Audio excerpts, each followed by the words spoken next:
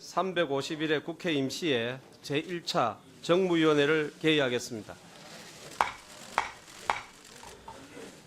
오늘 회의는 공정거래위원장 후보자 김상조에 관한 인사청문회를 실시하기 위한 것입니다. 참고로 오늘 회의는 KBS, MBC, SBS와 국회방송을 통하여 생중계됨을 알려드립니다. 인사청문회에 들어가기에 앞서 한 말씀 드리겠습니다. 위원님들께서도 잘 아시는 바와 같이 인사청문회를 실시하는 목적은 국회가 국민을 대표하여 고위공직자의 공직수행 능력과 자질 및 도덕성을 사전에 검증하여 해당 직위에 적합한 인사가 임명될 수 있도록 하기 위한 것입니다. 이러한 취지를 감안하시어 위원님들께서는 오늘 인사청문회를 통해서 공직 후보자의 공직수행 능력뿐만 아니라 공정거래 정책 현안들에 대한 기본 입장과 문제 해결 의지를 확인해 주시기 바랍니다. 아울러 후보자께서도 인사청문회가 후보자의 능력과 자질을 검증하기 위한 자리인 만큼 위원님들이 질의에 진지한 자세로 성실하게 답변해 주시기 바랍니다. 이제 인사청문회 진행 방식에 관하여 간략히 말씀드리겠습니다. 오전에는 후보자로부터 선서를 받은 다음 후보자의 모두 발언 청취, 의원님들의 질의와 후보자의 답변을 듣는 순서로 진행하겠습니다. 오후에는 정인에 대한 신문을 진행한 후 후보자에 대한 질의와 답변을 계속하겠습니다. 그리고 위원님들께서 인사청문회와 관련하여 요구한 자료에 대한 제출 현황 및 미제출 사유와 오늘 인사청문회에서의 정인, 출석 요구 현황 및 불출석 사유는 배부하에 드린 유인물을 참조해 주시기 바랍니다. 그럼 의사일정 제1항 공정거래위원회 위원장 후보자 김상조 인사청문회를 상정합니다. 먼저 공정거래위원장 후보자로부터 선서를 받도록 하겠습니다. 선서는 발언대에 나오셔서 오른손을 들고 해주시고 선서가 끝나면 선서문을 위원장에 제출해 주시기 바랍니다.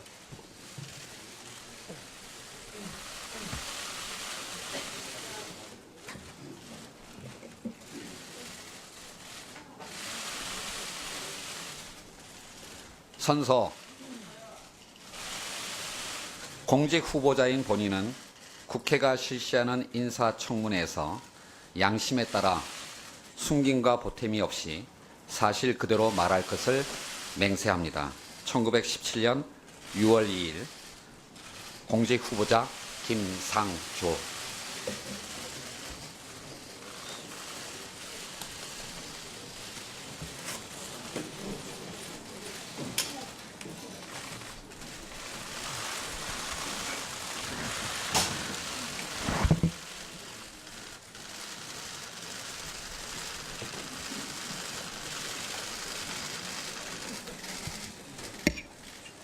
다음은 후보자로부터 모두 발언을 듣도록 하겠습니다. 후보자께서는 발언대로 나오셔서 모두 발언을 해주시기 바랍니다.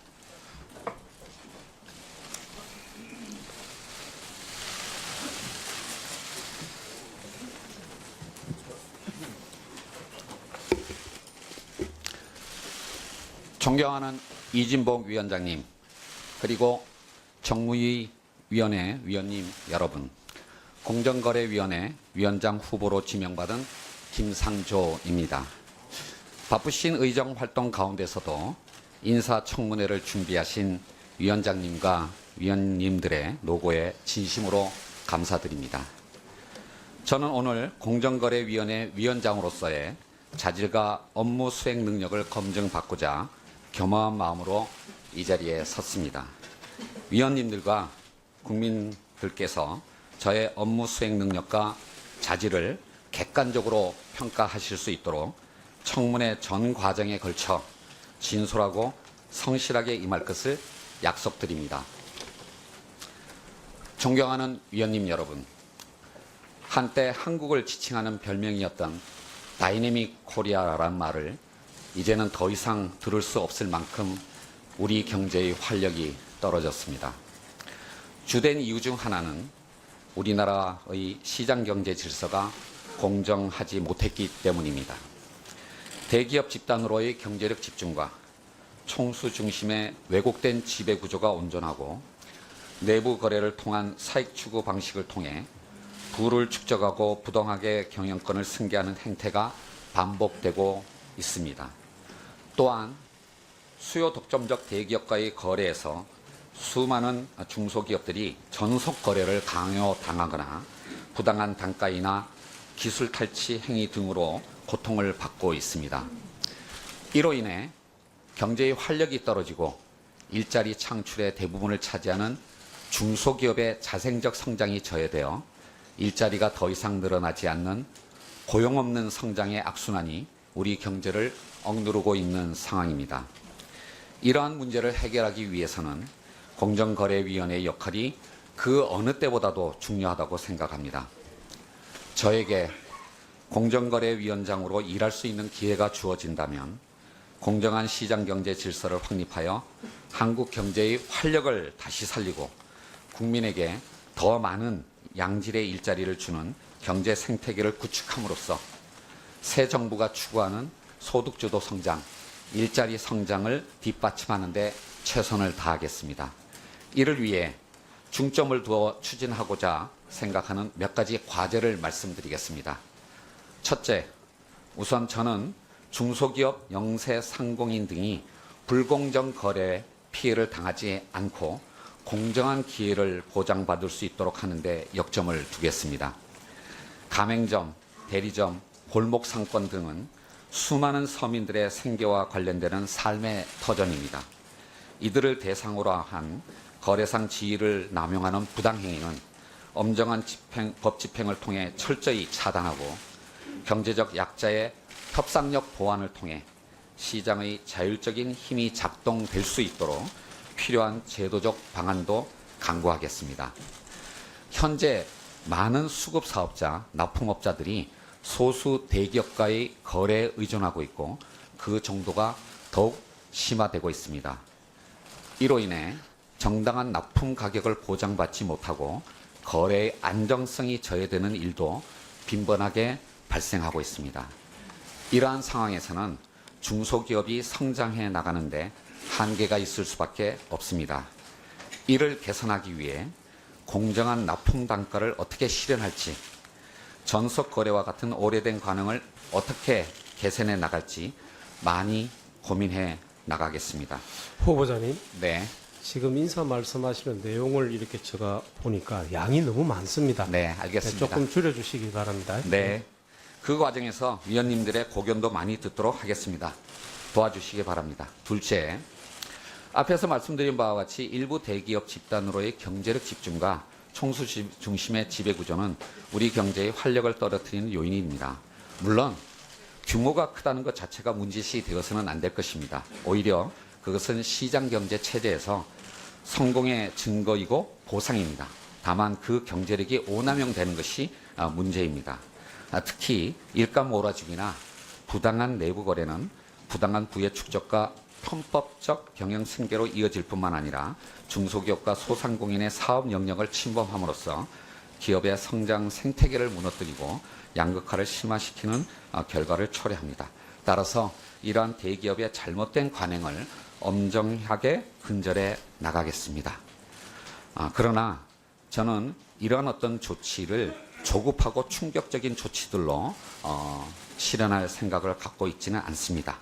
지속 가능하고 시장의 감시가 함께 작동하며 상호간 정합성이 있는 여러 제도들 간의 보완이 이루어질 때 가능하다고 생각합니다. 따라서 저는 우선 현행법의 엄정한 집행을 통해서 기업의 불법 행위를 제재하는 데 역점을 두겠습니다. 법제도 개선을 추진함에 있어서는 기업의 부당행위 차단을 위한 규율 보완을 우선 추진하고 행위 규율만으로 개선되기 어려운 경우에는 구조적 조치 방안을 강구해 나가도록 하겠습니다. 이 모든 입법이 필요한 경우에는 국회와 충실히 협의하여 추진해 나가고자 합니다. 적극적인 지원을 부탁드리겠습니다. 셋째, 기업의 혁신 경쟁을 촉진하고 소비자 피해 방지 및 권리 규제 수단을 확충하는 데도 역점을 두겠습니다. 제가 시민단체의 몸을 담고 있던 지난날에 비추어 재벌개혁 문제에만 집중할 것으로 보는 우려의 목소리도 있는 것으로 알고 있습니다. 기업들의 자유로운 경쟁과 소비자들의 합리적인 선택이야말로 혁신을 통한 경제 성장을 이끌어내는 원동력이며 경쟁 정책과 소비자 정책이 공정거래위원회의 핵심적 업무임을 잘 알고 있습니다. 시장의 경쟁을 촉진하고 소비자 권익을 제고하여 소비자 후생을 증진하는 데 최선을 다하겠습니다. 마지막으로 공정위의 자정과 신뢰 회복을 위한 노력에 나설 것입니다. 그간 국정농단 과정에서 불거졌던 불미스러운 사안에 대해서는 내부적으로 철저히 점검하여 다시는 그러한 일이 발생하지 않도록 필요한 조치를 강구하겠습니다. 아울러 공정위에 신고를 해도 처리가 지연되고 무혐의 조치로 끝난 경우 하소연할 것이 없다는 국민들의 비판을 잘 알고 있습니다.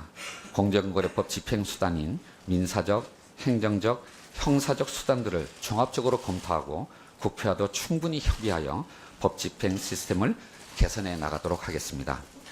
존경하는 이준복 위원장님, 정무위원회 위원님 여러분, 저에게 공정거래위원장으로 일할 수 있는 기회가 주어진다면 그간 학계와 시민단체에 몸담으면서 공정한 시장경제 질서 확립과 한국 경제의 발전을 위해 고민하고 실천했던 바를 토대로 국민을 위해 기여할 수 있도록 혼신의 힘을 다하겠습니다.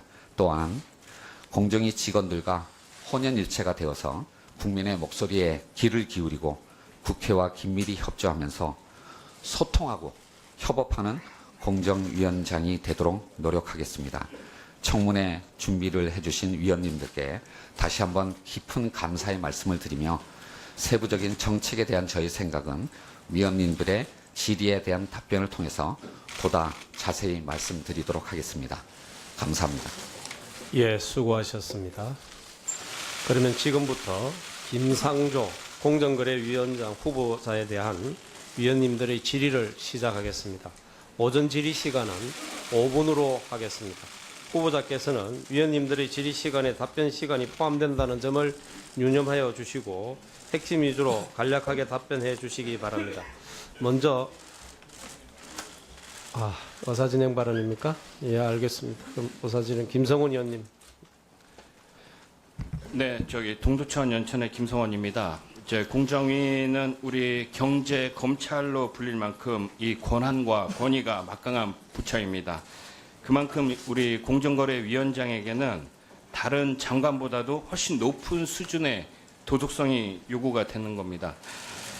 해당 분야에서 전문성을 갖고 있더라도 공정거래위원장은 도덕성이 뒷받침되지 않으면은 그 직무를 수행하기 어렵다는 그런 생각입니다. 그만큼 우리 국민의 눈높이에 맞는 그런 도덕성 검증이 좀 이루어져야지 되는데 지금 명확한 도덕성 검증을 위해 반드시 필요한 자료가 제출되지 않거나 허위로 제출된 부분이 있어갖고 이 부분은 좀 의사진행 발언을 좀 먼저 하도록 하겠습니다.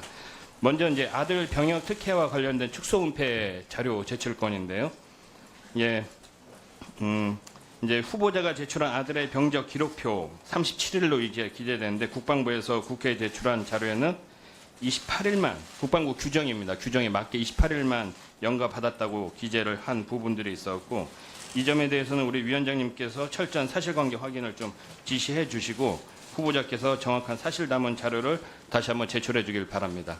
그다음 두 번째는 후보자님하고 관련된 이제 위장 전입 의혹 해소 관련 자료 제출인데 후보자께서 강남구 음마 아파트를 살 때 그때 미국에 이제 예일대 연수를 가시면서 빈집이기 때문에 도둑이 들까봐 우편물 수령을 위해서 목동 현대 아파트로 위장 전입을 이렇게 했다고 하셨는데 그 당시에 강남구 음마 아파트에는 후보자 장인과 장모가 전입 신고가 돼 있었습니다. 좀 상식적으로 이해가 안 되는 부분이죠. 장인 장모 우편물은 쌓여도 도둑이 들 염려가 없고 후보자 거만 그렇게 됐다. 이게 좀 상식적으로 이해가 안 되는데 자, 이 부분이 왜 필요하냐면은 단순히 위장 전입의 문제가 아닙니다. 위장 전입의 문제가 아니라 후보자 가족과 가족이 부동산 투기 의혹에 연루가 됐다는 그런 의문점이 있었고 이 부분에 대해서는 자료 제출을 좀 해주시기 바라고 소상한 자료 제출 목록은 우리 저 위원장님한테 제출해가지고 후보자한테 전달 부탁드리겠습니다. 이상입니다. 잘 알겠습니다. 예, 우리 김영주 의원님 먼저 하시고 다음 정태욱 의원 하시죠. 예. 서울 영등포갑 출신 김영주 의원입니다. 지금 존경하는 우리 김성원 의원님께서 우리 후보자에 대해 자료 요청에 대한 부실한 거를 많은 언론들 있는 데서 요청을 하셔서 오해의 소지가 있을까봐 제가 밝혀드립니다. 위장 전입에 대한 거는 저희 자료 충분히 도착을 했고요. 그리고 아들 군복무에 대해서도 충분히 이게 도착이 돼 있습니다. 저는 제가 이 여러 청문회를 많이 참석을 했었습니다. 총리 청문회나 공정거래위원장 청문회나 다 했을 때 이번만큼 후보자가 국회에서 원하는 만큼의 자료를 충실하게 보내줬다고 하는 거에 대해서는 제가 자신 있게 말씀드릴 수 있고요.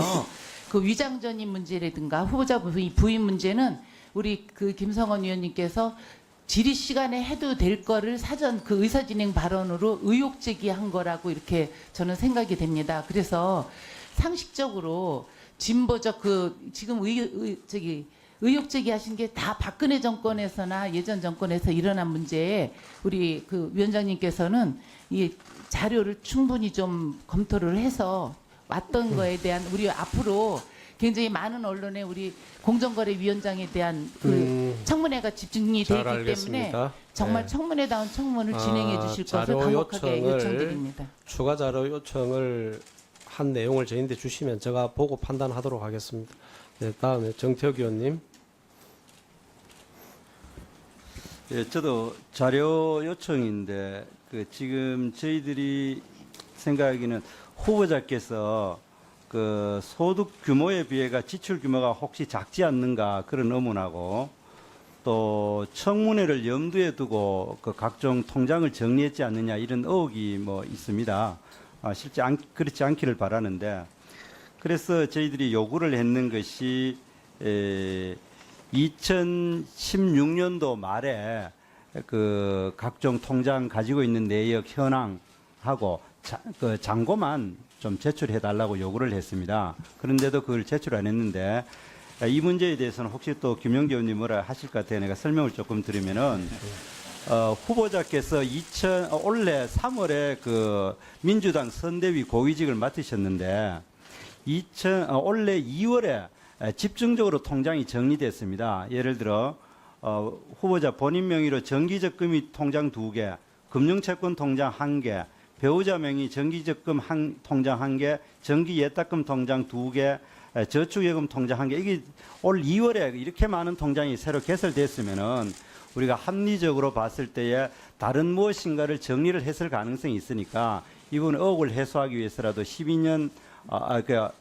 말 통장 개설 현황하고 최근에 폐쇄한 통장 현황과 잔고만이라도 달라 했습니다. 그런데 이에 대해서는 우리 이 자리에 계신 여당 의원들께서도 저보다 그 정도가 아니라 아예 통장 전체 입출금 내역까지 달라고 했는 그런 상황입니다. 그런데 그까지는 제가 사생활이기 때문에 온갖 돈이 왔다 갔다 하는까지 필요 없더라도 이 자료만은 꼭 좀 제출해 주시라. 이건 별로 어렵지도 않고 간단하고 그리고 이거는 우리가 후보자께서 공직자가 되시면 매년 어차피 내야 되는 건데 그조차도 안 내신다라는 거는 우리가 정말 이 청문회에 임하는 태도가 아니다 이래 되기 때문에 이 정도 자료는 시간이 오래 걸리지 않고 이거는 오후까지 갈 것도 없고 본인만 이야기하시면은 바로 한 30분 내에 확인 가능한 거니까 자료를 꼭 달라 그렇게 요구를 하겠습니다. 이상입니다.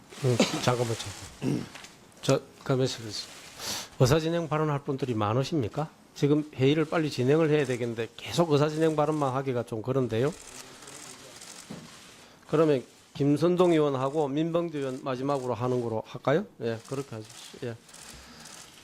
네, 서울 도봉 을구 출신 김선동 의원입니다. 통상 이제 인사청문을 하게 되면 늘 여당에서는 자료 이 정도면 충분하다 이렇게 말씀들 하시지만 야당 입장에서는 검증할 거리가 많은데 자료 제출의 양이나 속도에 있어서들 저희들이 부족하다는 생각을 하고 있다는 것을 아마 야당을 오래 하신 또 지금의 여당에서도 잘 알고 계실 거라고 생각합니다. 우리 김성원 의원께서 제출을 요구하신 자료 잘 좀 챙겨봐 주시고요. 제가 볼 때도 우선 자료상에 개인 신상과 관련된 그런 그 자료인데 아파트 구매 자금의 규모나 출처 이런 거 등속으로 해서 자료가 아직까지 충분하지 않다라는 것이 저희 그 실의 그런 판단입니다. 저는 그 자료도 문제지만 사실은 우리 김상조 후보께서 공정거래위원장으로서 직무를 성실히 수행하시려면 예를 들어서 서면 답변서에 있어서도 정책과 관련된 이런 부분들에 대해서는 분명하게 소신을 제대로 알려주셔야 저희들이 검증을 할 수 있는 그 기초 자료가 되는데 우선 제가 예에 한 두 가지만 들어보겠습니다. 예를 들어서 첫 번째, 대기업 집단 지정 기준을 7조 원으로 상향할 것이냐, 5조 이하로 둘 것이냐, 이런 문제들에 대해서 어떻게 답변하셨냐면요. 대기업 집단 지정 기준 개편 필요성에 대해서는 연구 용역 결과 및 전문가 의견들을 종합 고려하여 검토하겠습니다. 이렇게 원론적으로만 답변하셨어요. 그리고 두 번째, 굉장히 중요한 문제인데 공정위가 마련한 순환 출자 가이드라인의 적절성에 대한 후보자의 입장에 대해서 저희들이 물었더니 이렇게 답변하셨습니다. 가이드라인의 내용을 면밀히 검토하여 개선 사항이 있는지 살펴보겠습니다. 그 자료를 요구를 하셨다는 예. 이야기입니까? 그래서 근데 이렇게 자료가 안 원론적으로 왔어요. 하셨다는 말씀을 드리면서 이렇게 정확한 의지를 표명을 해 주셔야 저희들이 정책 검토를 제대로 할 수 있는 근거가 되지 않나 요 말씀을 드리고요. 하나만 더 보충해서 말씀을 드리면 제가 증인 신청을 좀 했는데 자제분의 그런 특혜 취업 관련해서 제가 자료 요청을 했더니 원래 5개월 동안 근무 기간인데 방학 기간 2개월만 근무할 수 있도록 이렇게 특이한 부분을 제가 규명을 하려고 제가 증인을 요청을 했는데 우리 야당에서 불러서 망신 주기 하려는 거 아니냐 이렇게 말씀을 하셔서 그럼 좋다.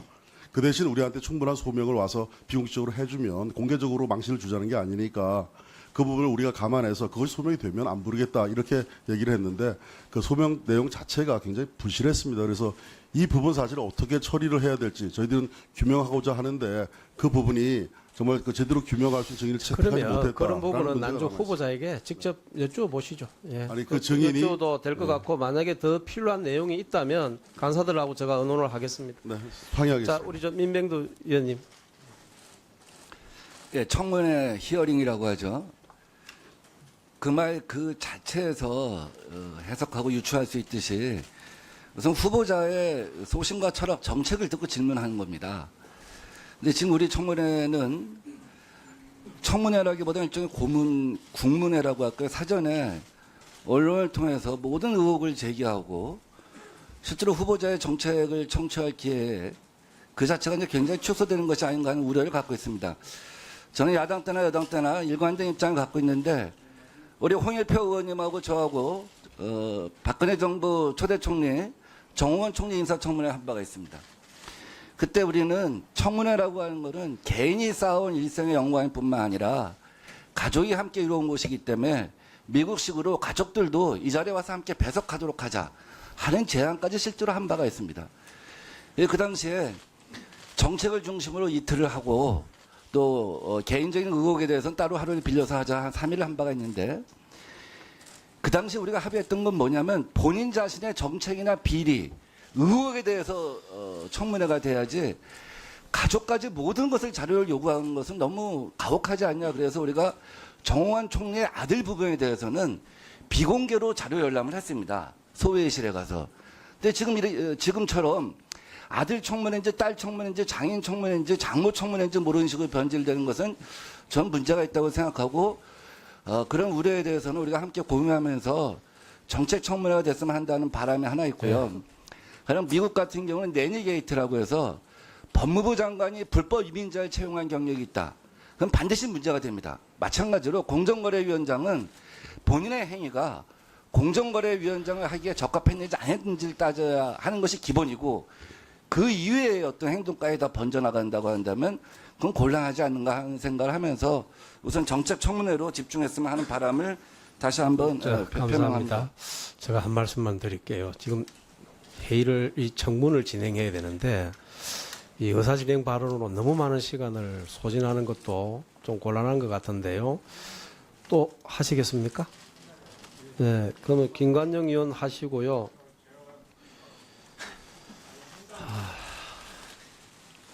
근데 제가 시간을 1분씩만 그러면 드릴 테니까 그 김관영 의원 하시고 전해철 위원 하시고 김한표 위원 하시고 그렇게 하십시오. 네. 네, 회의 진행을 위해서 간단히 자료 제출 요구를 하겠습니다. 후보자께서 2004년 예일 월드 펠로우십 프로그램에 참여를 한 사실이 있고요. 이 프로그램에 참여하기 위해서 교육부에 제출한 파견 신청 동의서에 보면 본인이 이렇게 기재를 했습니다. 본인은 2004년 예일 월드 펠로우십 프로그램의 스폰서 중 하나인 모 미국 기업 CEO의 추천을 통해서 2004년 1월에 관련 서류를 예일 대학에 접수했다. 그리고 이 프로그램에 신청을 하기 위해서는 추천인 소위 스폰서 중 하나의 추천을 받아야만 될 뿐만 아니라 3명의 추천서가 필요합니다. 그래서 저희가 자료 제출을 요구했는데 추천인 3명 중에서 지금 정운찬, 장하성 2명만 밝히고 있고요.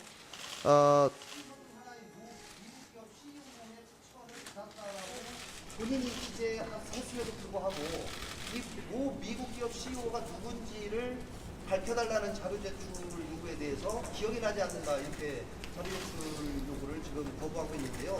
이거는 아무리 상식적으로 생각해 보더라도 이해가 되지 않는 부분이기 때문에 이 부분에 관해서 정확한 자료 제출 네, 후보자께서는 그 자료를 좀 제출해 주시기 바랍니다. 전해철 위원님. 예, 짧게 말씀드리면요. 이게 새로운 정부의 첫 청문회에서 그런지 몰라도 이와 같이 청문회도 하기 전에 언론이나 밖에서 많은 의혹 제기한 걸 보지를 못했습니다. 그런데 그 의혹 제기가 거의 근거가 없는 카더라시고 말하는 것 자체로서도 사실이 아니거나 또는 전혀 문제가 안 되는 게 많거든요. 예를 들면 우편물을 수령하기 위해서 주소를 옮겨놓는다. 얼마든지 할 수 있는 일이거든요. 그런 것을 마치 엄청난 범죄행위처럼 이야기를 했는데 오늘 이야기하는 자료 제출도 제가 보기에 자료 제출하기 전에 적어도 질의를 하고 또 추가 질의를 하고 미흡했을 때 자료 제출을 한다든지 아니면 이 청문회를 하는 목적이 추상적이고 막연한 것은 이 청문회에서 이야기를 하면 되는 거거든요. 그런데 이미 엄청난 의혹이나 비리가 있는 것처럼 이야기하는 건 적절하지 않다 생각을 해서 앞으로 위원장님께서 가능하면 자료 제출에 한정해서 의사진행 발언을 들어주시고 아닌 것은 좀 청문회 고유의 목적에 맞게 진행하면 좋겠습니다. 잘 알겠습니다. 다음 김한표 의원님. 그럼 김한표 의원 하시고 1분만 드릴게요. 근데 더 이상 의사진행 발언은 없이 진행합니다. 네. 좀 도와주시기 바랍니다. 예, 우리 국민들께서 다 지켜보고 계시는 가운데에 우리 문재인 정부의 상징적 인사라고 통칭되어지는 우리 공정거래위원장에 대한 인사청문회입니다. 제가 생각할 때 우리 위원님들이 여러 가지 자료를 검토하는 과정에 미흡하다 혹은 또 더 알기 위해서 필요한 부분에 대해서 자료를 요청을 했습니다. 이를테면 다운계약 양도세 의혹이 있는 상황에서 목동 현대아파트에 대한 매도 계약서라든지 양도세 납부 내역 미제출이라든지 또 청담동 한신 오페라 구입자금 조달 내역 미제출이라든지 등등 이런 부분에 대해서 후보자께서 속 시원하게 자 이건 이렇다라고 할 정도로 해명을 해 주셔야 우리 언론이라든지 아니면 또 국민들께서 그건 이렇게 되구나 이렇게 이해를 하실 수 있는데 그런 자료 제출 없이 그냥 버티기만 한다든지 해버리면 또 다른 의혹을 남기 때문에 이런 부분은 자료 제출을 해 주셔야 된다고 저는 생각합니다. 그래서 지금 그동안 주지 못한 부분에 대해서 규제들한 부분에 대해서 오늘 12시까지 이 청문회 끝날 때까지 그런 자료에 대해서는 성실하게 해주셔야 이 청문회가 원만하게 진행될 것이다.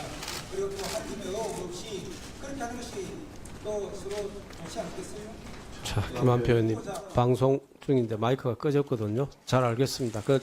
우리 김상조 위원장님 요구한 자료들을 하실 수 있는 데까지 최대한으로 주시고 제출할 자료가 없다든지 이런 것은 더 이상 자료가 없는 부분에 대해서는 해명을 해 주실 수 있으면 좋겠습니다. 자, 마지막으로 유희동 의원님. 네.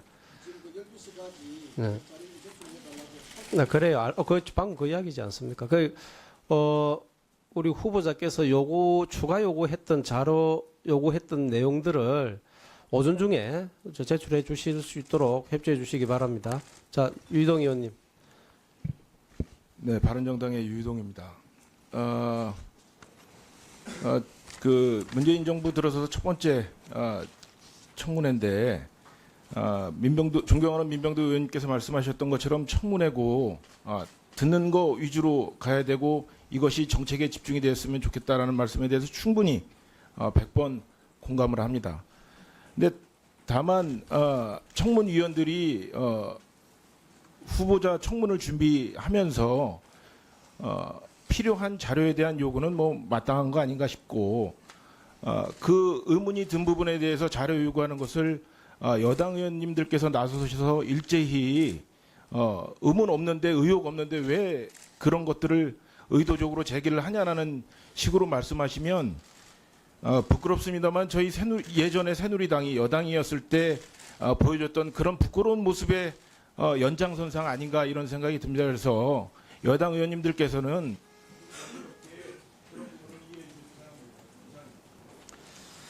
예, 더 이상 의사진행 발언은 자제해 주시기 바랍니다.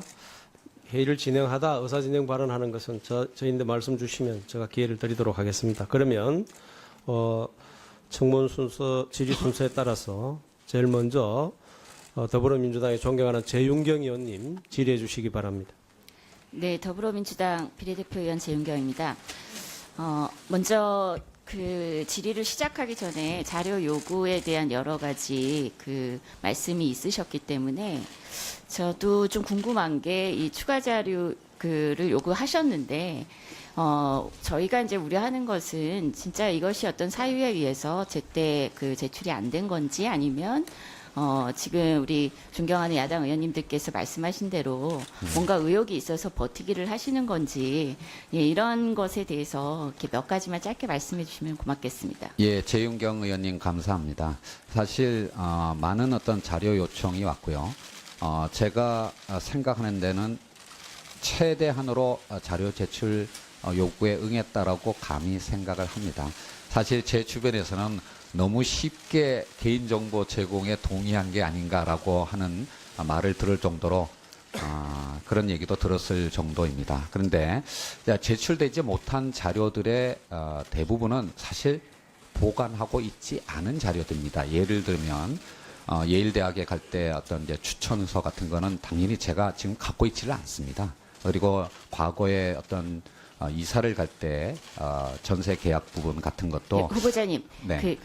시간 네네. 관계상 예, 짧게만. 네, 그래서 충실히 응했고요. 그리고 제가 갖고 있는 그리고 정말 제 식구를 제외한 다른 분들의 어떤 개인 신상 정보가 아니라는 충실히 정보 제공에 응했다라고 생각합니다. 혹시 부족한 부분이 있으면 더 자료 제공에 응하도록 하겠습니다. 예, 그럼 본격적으로 질문을 드리겠습니다. 지금 우리가 이렇게 조기 대선을 치르고 새 정부가 출범할 수밖에 없었던 결정적인 게 박근혜 최순실 게이트였지 않습니까?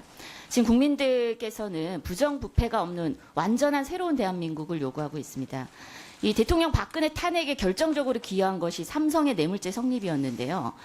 이 최순실 일가가 삼성으로부터 직접적으로 받은 돈만 94억에 이르고 그리고 미르 K스포츠 재단까지 통하면 298억, 거의 400억 원에 가까운 이득을 취했습니다. 이렇게 보면은 최순실 게이트의 진짜 몸통은 삼성이다. 그냥 돈을 줬을 리는 없지 않습니까? 그래서 사실 삼성이 어떤 이득을 바라고 이렇게 엄청난 비선실세 로비를 했는가 들여다보니까 결국은 이재용 부회장 일가가 이 과정을 통해서 얻게 된 이득이 최소 8,500억 이상, 삼성전자 지배력까지 고려하면 10조가 넘는 이득입니다.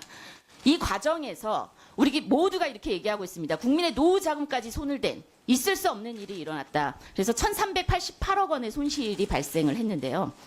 이 내용만 봐도 뇌물죄가 분명해 보이는데 후보자께서는 그 구속영장 그 실질 검사를 앞두고 빈틈이 있다 이런 지적을 하신 바가 있습니다. 이와 관련해서 아주 짧게만 말씀해 주시기 바랍니다. 공정거래위원장 후보자로서 개별 기업 사안에 대해서 이 자리에서 말씀을 드리는 것은 대단히 부적절하다고 생각을 합니다. 죄송합니다만은 다음 기회에 말씀드렸습니다. 제가 좀 간략하게 당시 그 후보자께서 칼럼을 통해서 인터뷰를 통해서 밝힌 내용을 좀 정리를 해드리면 결국 삼성물산 제일모직 합병에만 주목해서 뇌물죄 성립을 밝히는 한계가 있다. 따라서 지주회사 전환 승계 과정 전반을 다 봐야만 한다라고 조언을 하신 것으로 알고 있고요. 그런 칼럼 내용을 보면서 특검팀이 후보자를 수소문해서 참고인 조사를 요구했고 그리고 진술을 하신 것으로 알고 있습니다. 후보자에 대한 그 참고인 조사 후에 이재용 부회장을 재소환을 했고요. 그리고 그 다음 날 영장이 재청구됩니다. 이렇게 1차 영장 청구 그 기각 후에 공정위와 금융위 에 대한 압수수색을 했고 여기에서 확보된 증거가 주요하게 채택이 돼서 2월 17일 드디어 이재용 부회장의 구속영장이 발부가 됐고요.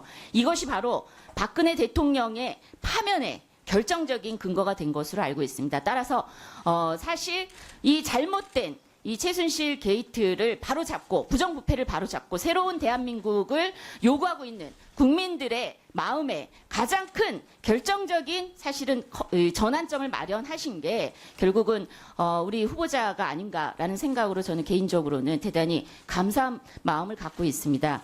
다만 여전히 사실은 부패한 방식에 의존해서 이 의존하려는 기업 집단 그리고 정치 세력이 존재하고 이들이 후보자의 공정위원장이 되는 것을 격렬하게 반대하고 있습니다.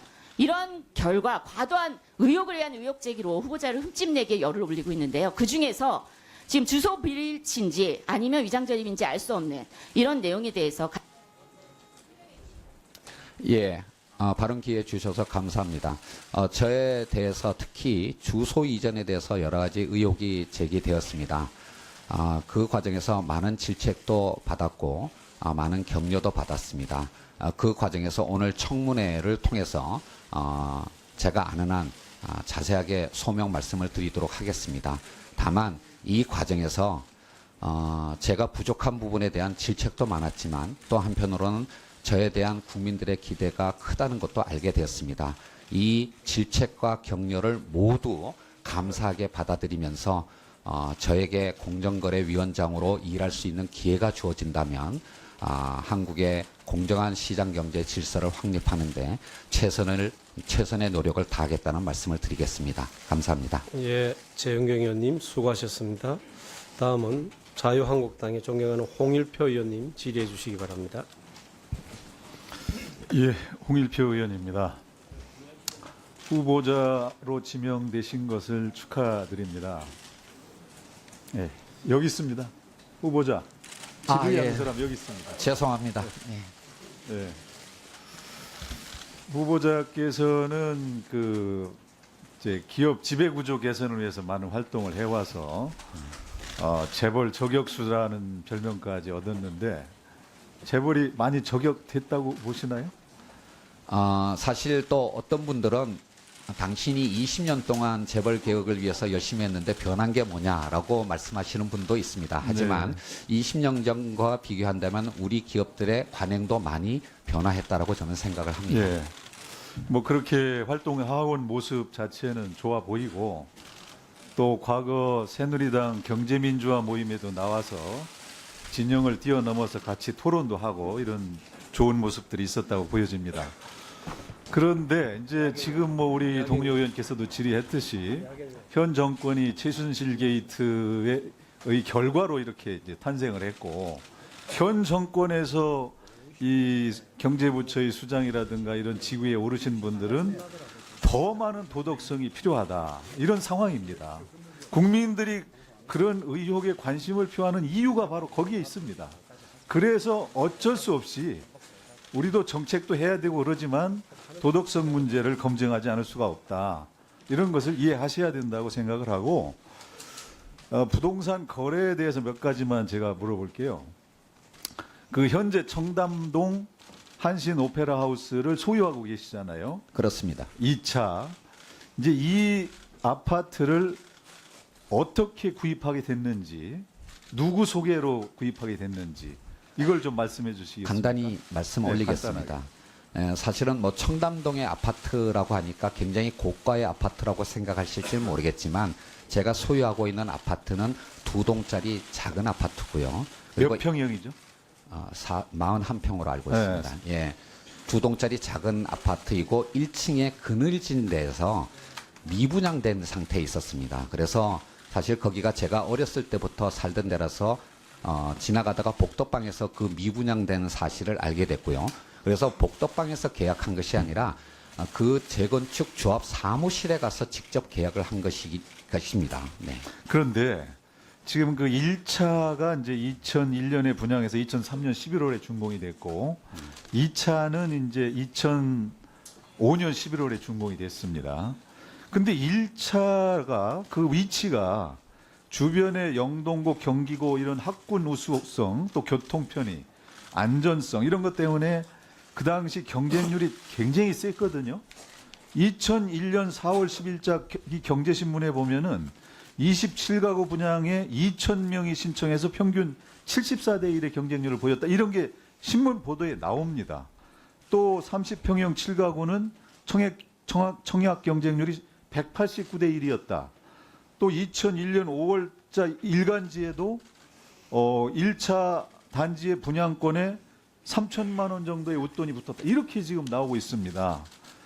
2002년 6월자 이 경제신문에도 이 입주 1년 전인 2002년에 42평형 1차의 매매가가 5억 8천 내지 6억 2천이었다.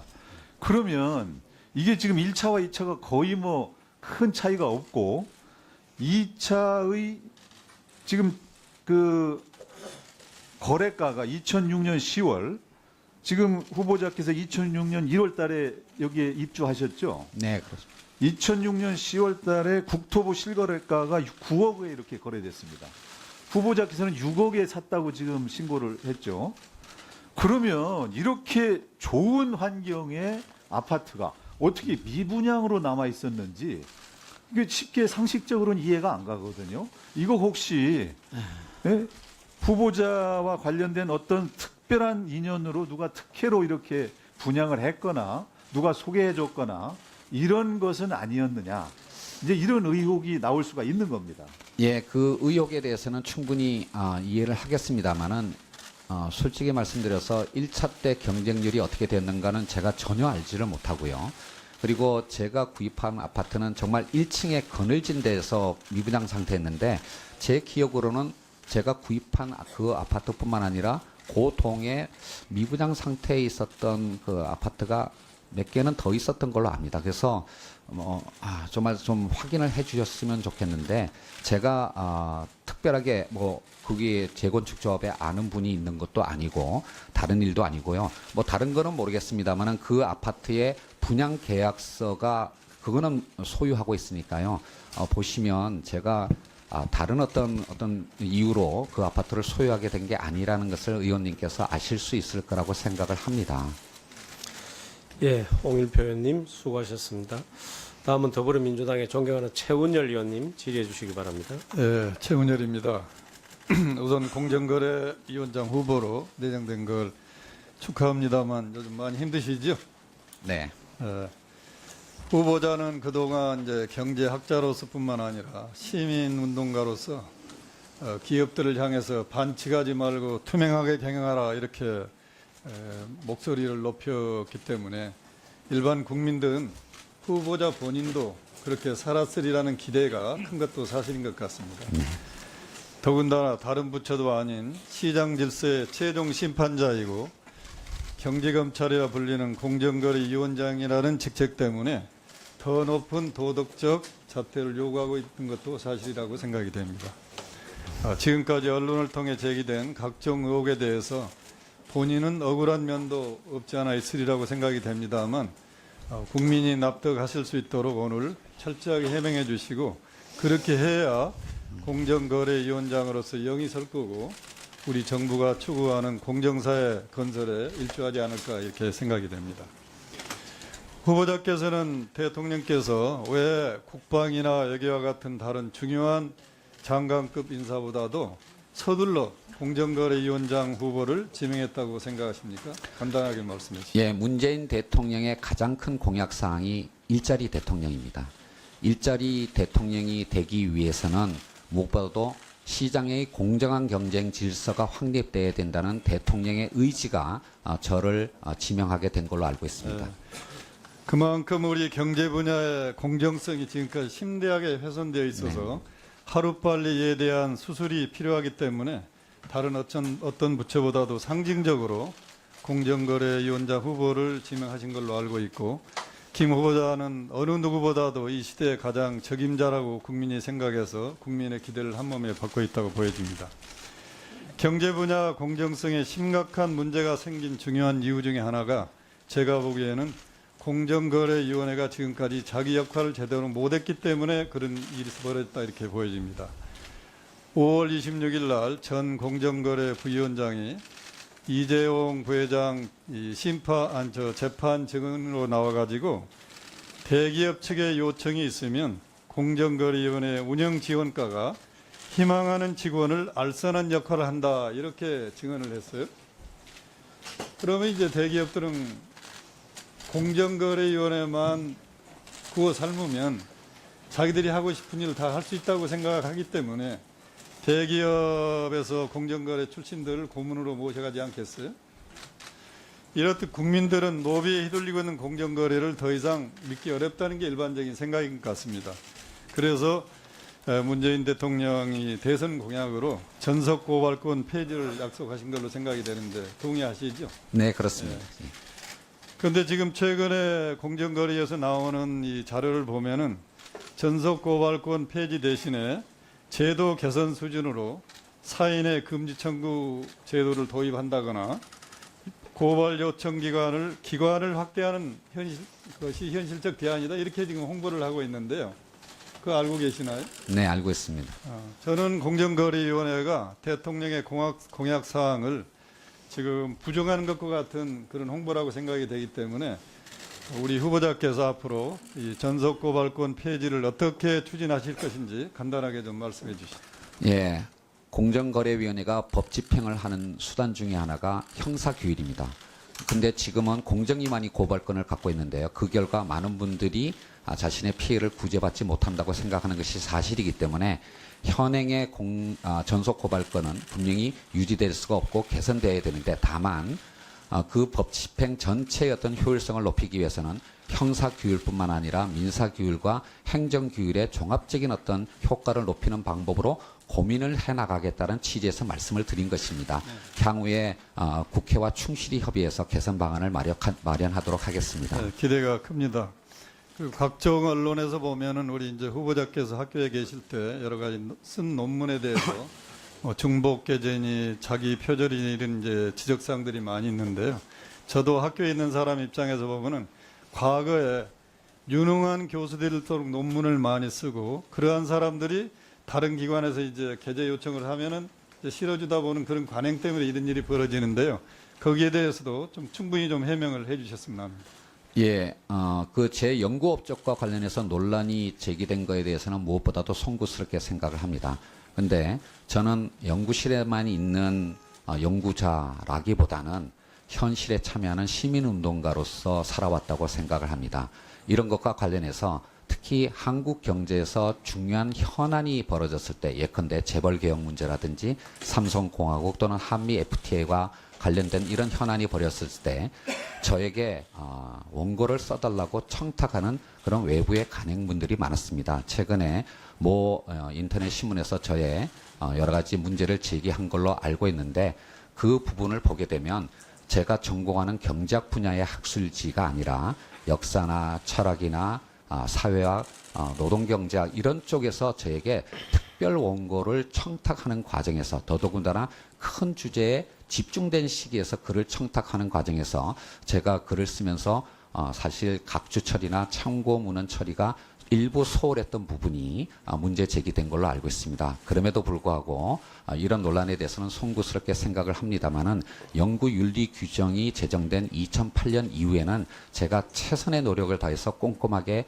처리를 했기 때문에 그 위에서는 이런 문제가 발생하지 않았다라고 생각을 합니다. 예, 잘 알겠습니다. 최원율 의원님 수고하셨습니다. 다음은 자유한국당이 존경하는 김선동 의원님 질의해 주시기 바랍니다. 네. 서울 도봉을구 출신 김선동 의원입니다. 우리 언론 지상을 통해서 많이 보도됐지만 우리 김상조 후보자 5대 비리 원천 배제 기준에 모두 해당되는 그런 후보자라고 저희들은 판단하고 있습니다. 여러 가지 의혹들이 많아서 본인은 깨끗하지 못한데 세상에 대해서 깨끗해져라라고 외치신다면 그것은 공정거래위원장이 아니라 불공정거래위원장의 닉네임을 가질 수 있다라고 생각합니다. 저는 후보자 부인 취업 특혜 의혹에 대해서 질의를 드리겠습니다. 저는 우선 이 사안은 후보자 부인인 무자격자가 5년 동안이나 취업 특혜, 공공기관에 부정 취업한 특혜, 불법 취업 특혜 사건이다 이렇게 생각을 하고요. 해당 학교에서는 이것을 조직적으로 부정 특혜 취업을 은폐하고 조작했고 엄호했고 상급 기관은 이를 제대로 관리 감독치 못한 그 사건이라고 생각합니다. 이 사건 전체를 볼 때 여기에는 보이지 않는 손이 작용했다라고 의심치 않을 수 없는 저는 특혜 사건이라고 규정합니다. 후보자에게 간단하게 묻겠습니다. 후보자 부인께서 이 시험에 응시하고 합격할 자격이 있다고 생각하시는지 그리고 취업 특혜가 아니라고 생각하시는지 짧게 답변해 주십시오. 자격 충족 여부에 대해서는 제가 당시에는 정확하게 알지 못했고요. 다만 제처가 지금 근무했던 그 학교에 취업하기 이전에 경기도 교육청이 실시한 시험에 합격해서 초등학교에서 역시 같은 업무를 수행한 바가 있었던 걸로 알고 있습니다. 제가 문제점을 제가 지적해야 하는 게 빠를 것 같습니다. 자, PPT 화면을 좀 봐주십시오. 화면에 학교에서 소명한 자료가 나옵니다. 이게 두 개의 자료가 있는데 2013년 취업 관련해서 소명 자료를 보면 어떻게 되어 있냐면 지원 자격 오해로 미자격자가 채용됐다라는 아주 완곡한 표현이 나옵니다. 이 부분은 뭐냐면 토익 점수 기준 미달자를 채용했다라고 자인한 부분입니다. 원래 901점 이상이 돼야 되는데 900점인데 합격을 시켰습니다. 이것은 첫 번째 명백한 잘못입니다. 두 번째 넘겨 주십시오. 2017년 소명 자료인데 이미 여기는 어떻게 되어 있냐면 이미 근무하고 있는 조 씨의 자격에 문제가 없다고 판단했기 때문에 서류 검토를 생략했다. 이렇게 되어 있습니다. 잘못을 명백히 시인하고 있는 것이죠. 이것은 두 번째 잘못이고 잘못이 있는 것을 제대로 거르지 않았기 때문에 이것은 더 큰 잘못이라고 생각을 합니다. 제가 문제점을 더 짚어보겠습니다. 여기서 정말 중요한 있을 수 없는 범죄 행위가 나타납니다. 해당 학교에서 상급기관인 교육청에 보고를 하는데 900점 받은 점수를 901점으로 고쳐서 허위 보고를 합니다. 그리고 이것은 2013년뿐만 아니라 2014년에도 15년에도 16년에도 17년까지 매년 허위 보고가 계속되고 있습니다. 이건 심각한 문제입니다. 2017년 그 채용 과정에서는 또 3명이나 지원을 했는데 무자격자인 우리 부인 조 여사님께서 합격을 했습니다. 그럼 다른 지원자는 어떻게 보상할 것인지 저는 이것이 정말 공정한 것인지 묻지 않을 수 없습니다. 제가 한 가지 상식적인 질문을 드리겠습니다. 가장 근본적인 건데요. 모든 취업자들이 취업을 할 때는 여기에 내가 자격 요건에 해당되는 것인가 라는 것을 우선 살펴보고 지원을 하게 됩니다. 그런데 분명히 기본 토익 점수 자격이 되지 않는 것을 알면서도 지원했다는 것. 저는 이거 많은 청년들이 이 사태를 아마 지켜보고 있을 텐데 저기만 어떻게 특별하게 저런 기준이 통용이 돼서 합격까지 갈 수 있었을까? 저는 근본적으로 의문을 가질 수밖에 없다고 생각합니다. 0.0001점만 모자라도 문제가 되는 것이 1차 서류 전형에서 탈락이 되는 그런 상황입니다. 저는 이 사건이 단순하게 이 청문회로 끝날 문제가 아니라고 생각합니다. 이런 종합적인 비위 행위에 대해서 종합 감사가 좀 필요하다는 생각을 하고요. 아울러 위원장께 말씀을 드리는데 우리 교문위에서 관련 업무를 하고 있는 교문위에서 이 문제와 관련해서 행정감사나 조사가 좀 진행될 수 있도록 협조 요청을 해 주실 것을 정중히 요청을 드리는 바입니다. 간단하게만 소명 예, 말씀을 후보자 드리겠습니다. 답변하세요. 예, 말씀하세요. 무엇보다 먼저 제처 문제로 논란을 일으킨 게 대해서 송구스럽게 생각합니다. 근데 처음 2013년 취업을 할 때는 경쟁자가 없었던 걸로 알고 있습니다. 그리고 아까도 말씀드린 바와 같이 제처는 그 전해에 경기도 교육청의 시험에 합격해서 교육청이 배정한 초등학교에서 똑같은 업무를 수행했기 때문에 제처로서는 자격을 갖춘 거로 그렇게 생각을 했던 걸로 알고 있고요. 그다음에 두 번째 취업 2017년에 취업을 할 때는 제처는 이제 4년이 지났기 때문에 그만두는 걸로 당연히 생각하고 퇴직금도 수령을 했었는데 학교 측에서 다시 지원을 할 것을 요청을 해서 그렇게 지원을 하게 된 걸로 알고 있습니다. 어쨌든 제처 문제로 논란을 일으키게 된 거에서 송구스럽게 생각을 합니다. 더 나아가서 한 말씀만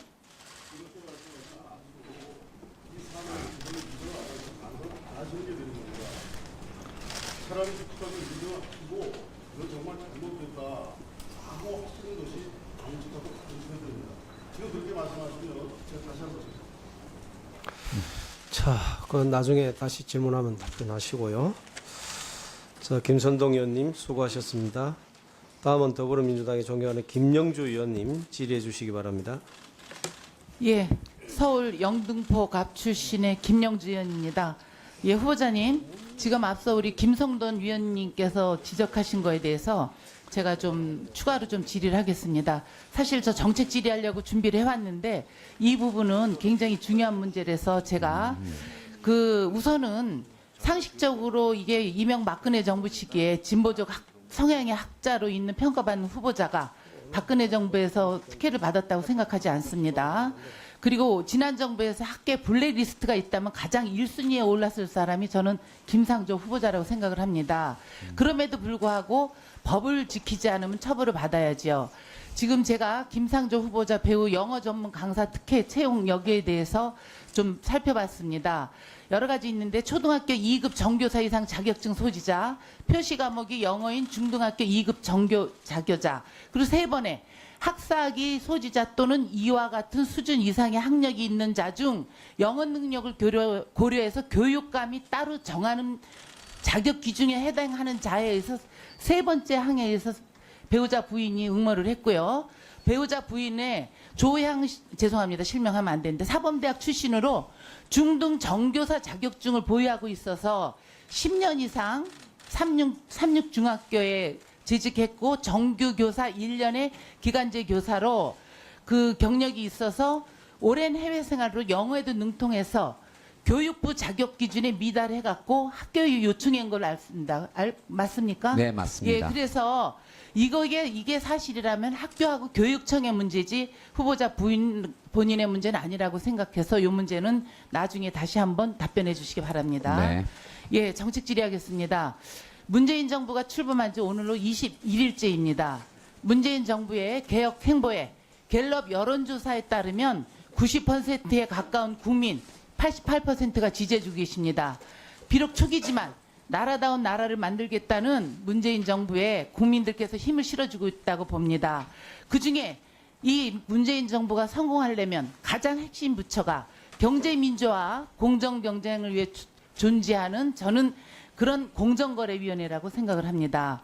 그래서 공정위가 경제민주화, 공정한 경쟁을 위해 최우선적으로 실천해야 할 당면 과제는 대기업들의 불공정 행위와 일감 몰아주기 근절이라고 생각합니다. 그래서 그 후보자께서도 후보로 선택되셨을 때 공정의 기업 뒷당국을 신설하겠다고 이렇게 말씀을 하셨습니다. 특히 저는 그 기업 뒷당국에서 불공정 행위와 일감 몰아주기 감시에 주력하는 그렇게 만들겠다고 하셨는데 그게 사실이십니까? 네, 그렇습니다. 예, 그런데 재벌 대기업에서 벌써부터 집단 기업국 신설에 반발하고 있습니다. 대기업들의 반대 논리를 보면 선진국에서 찾아볼 수 없다.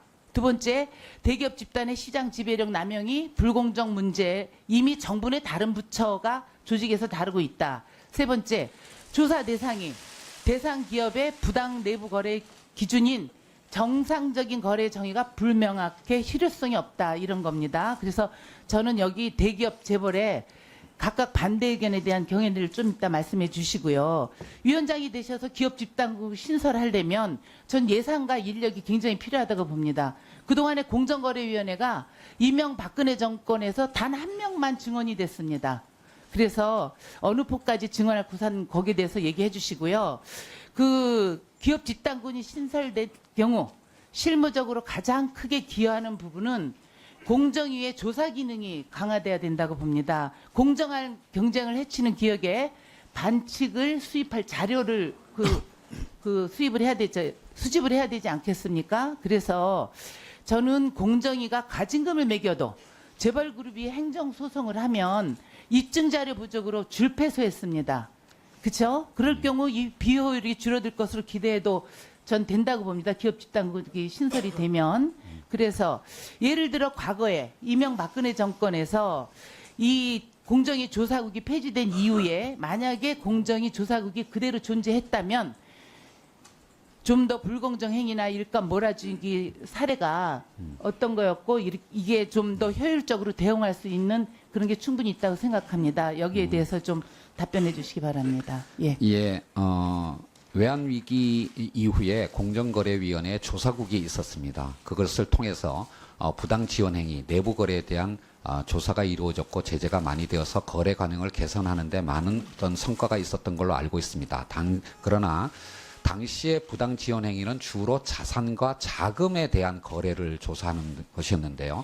최근에 오게 되면 그것이 아니라 일감 몰아주기와 사익 편취 쪽에 새로운 어떤 유형들이 나타났기 때문에 그런 어떤 대기업 집단들의 불공정 거래 행위를 조사하기 위해서는 기업 집단국의 신설이 필요하다라고 생각을 합니다.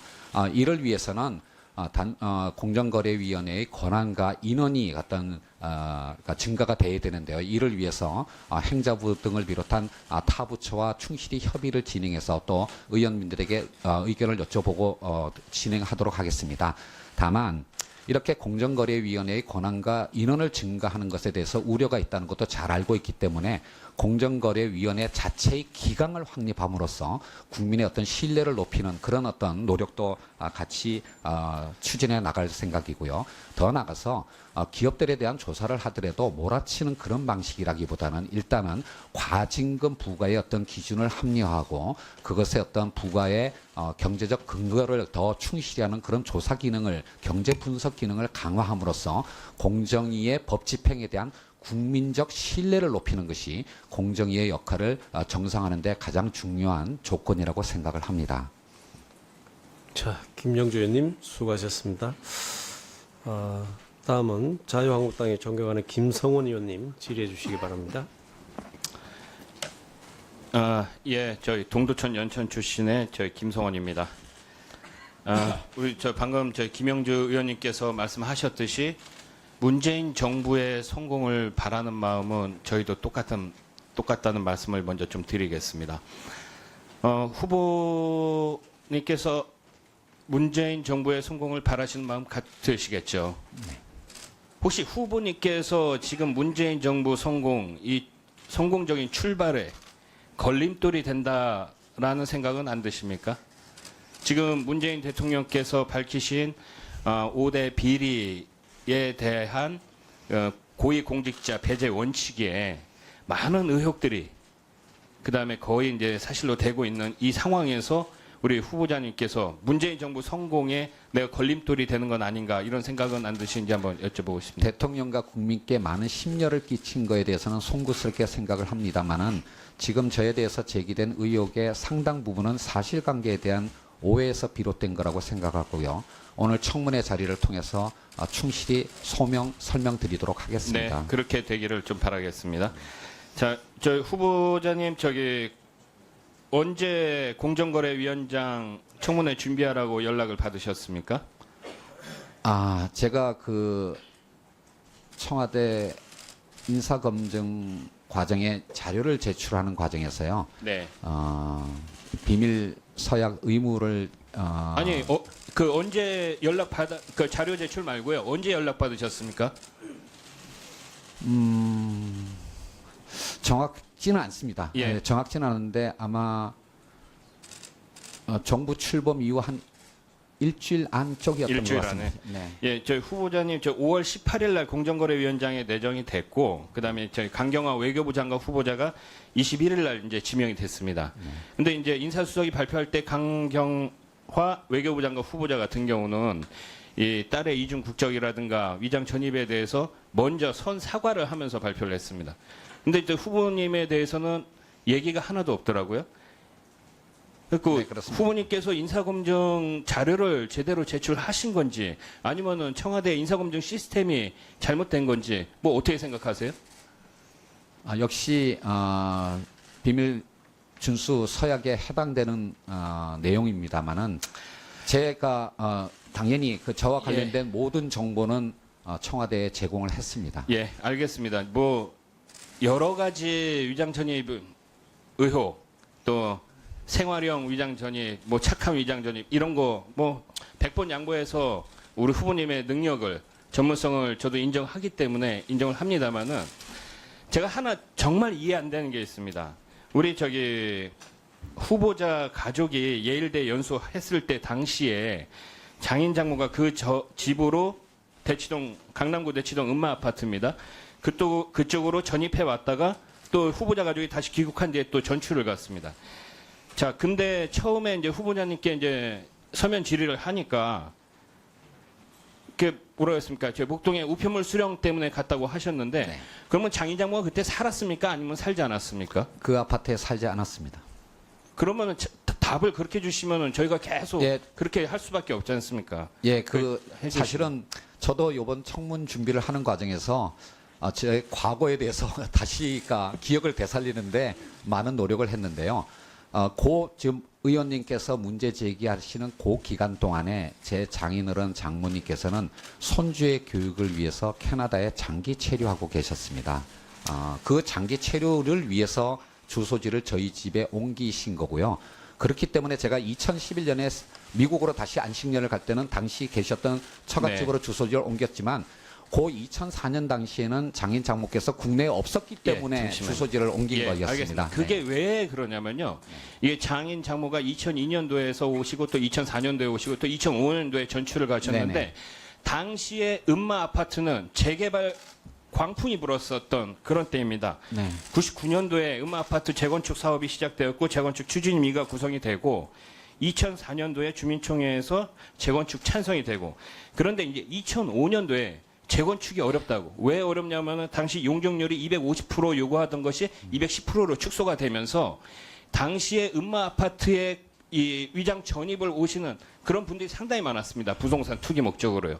요거에 관해서는 제가 오후에 추가 질의 좀 하도록 하겠습니다. 예, 많은 분들이 이른바 재벌 저격수인 제가 당시에 대치동의 음마 아파트에 살았던 거에 대해서 참 의문을 많이 가졌었습니다. 물론 이제 자식 교육을 위해서 그렇게 했다라고 많은 분들이 생각을 하시고요. 그 부분이 없는 것은 아니지만 제 개인적인 어떤 특수한 사정이 있었습니다. 사실 말씀드리지 않으려고 했는데요. 제가 영국에 안식년을 가져온 다음에 제 처가 길거리에서 쓰러졌습니다. 병원에서 진단을 받으니까 대장암 2기 말이라는 진단을 받았고요. 수술을 받고 1년간의 항암 치료를 하더라도 5년 생존율이 반반이라는 의사의 진단을 받았습니다. 그때 그 수술을 하던 병원이 강남에 있는 모 대학 병원이었습니다.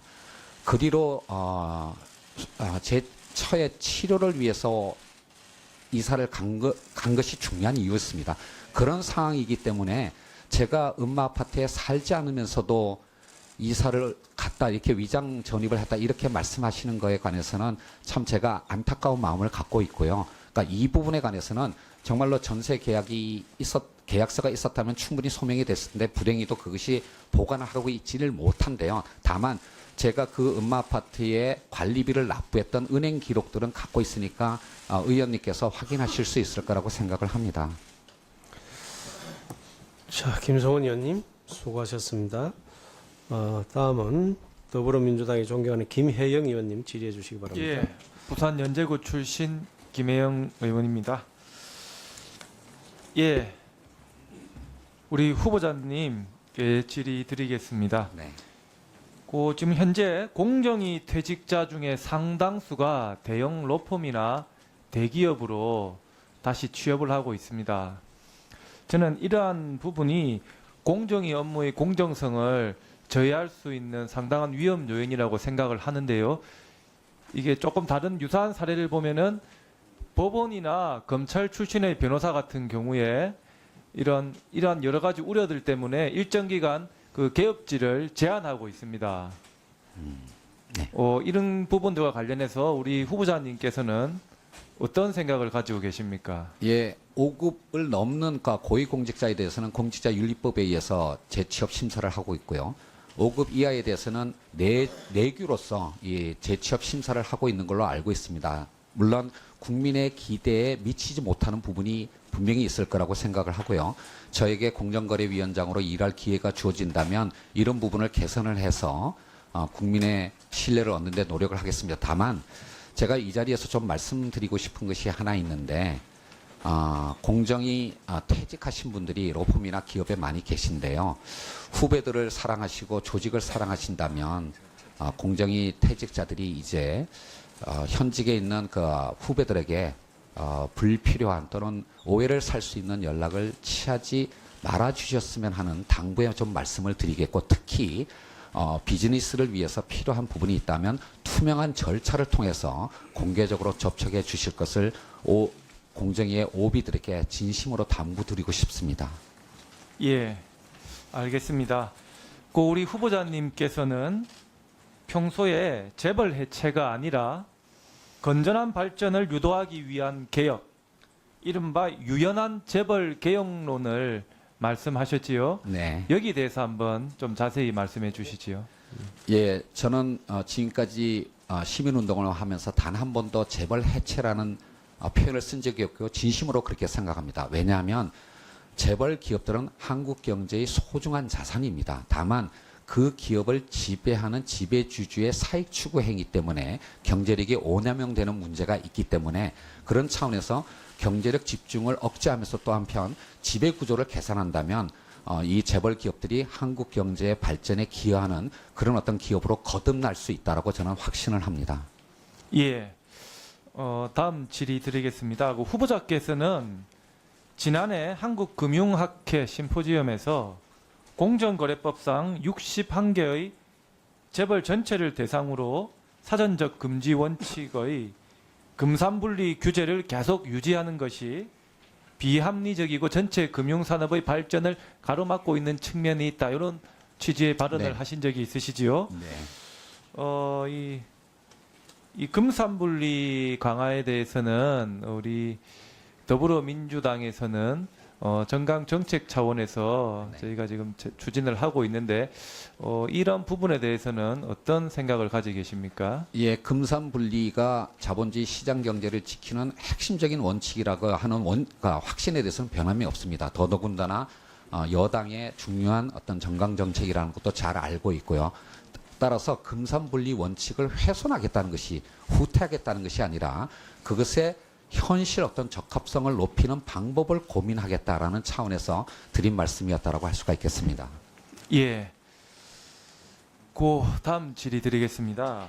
모 회사 주주가 자회사 경영진의 불법 행위 등으로 손해를 입었을 때 이제 손해배상 소송을 제기할 수 있도록 하는 다중대표 소송제 도입을 말씀을 하신 적이 있으시지요? 네. 여기에 대해서 한번 자세하게 말씀을 부탁드립니다.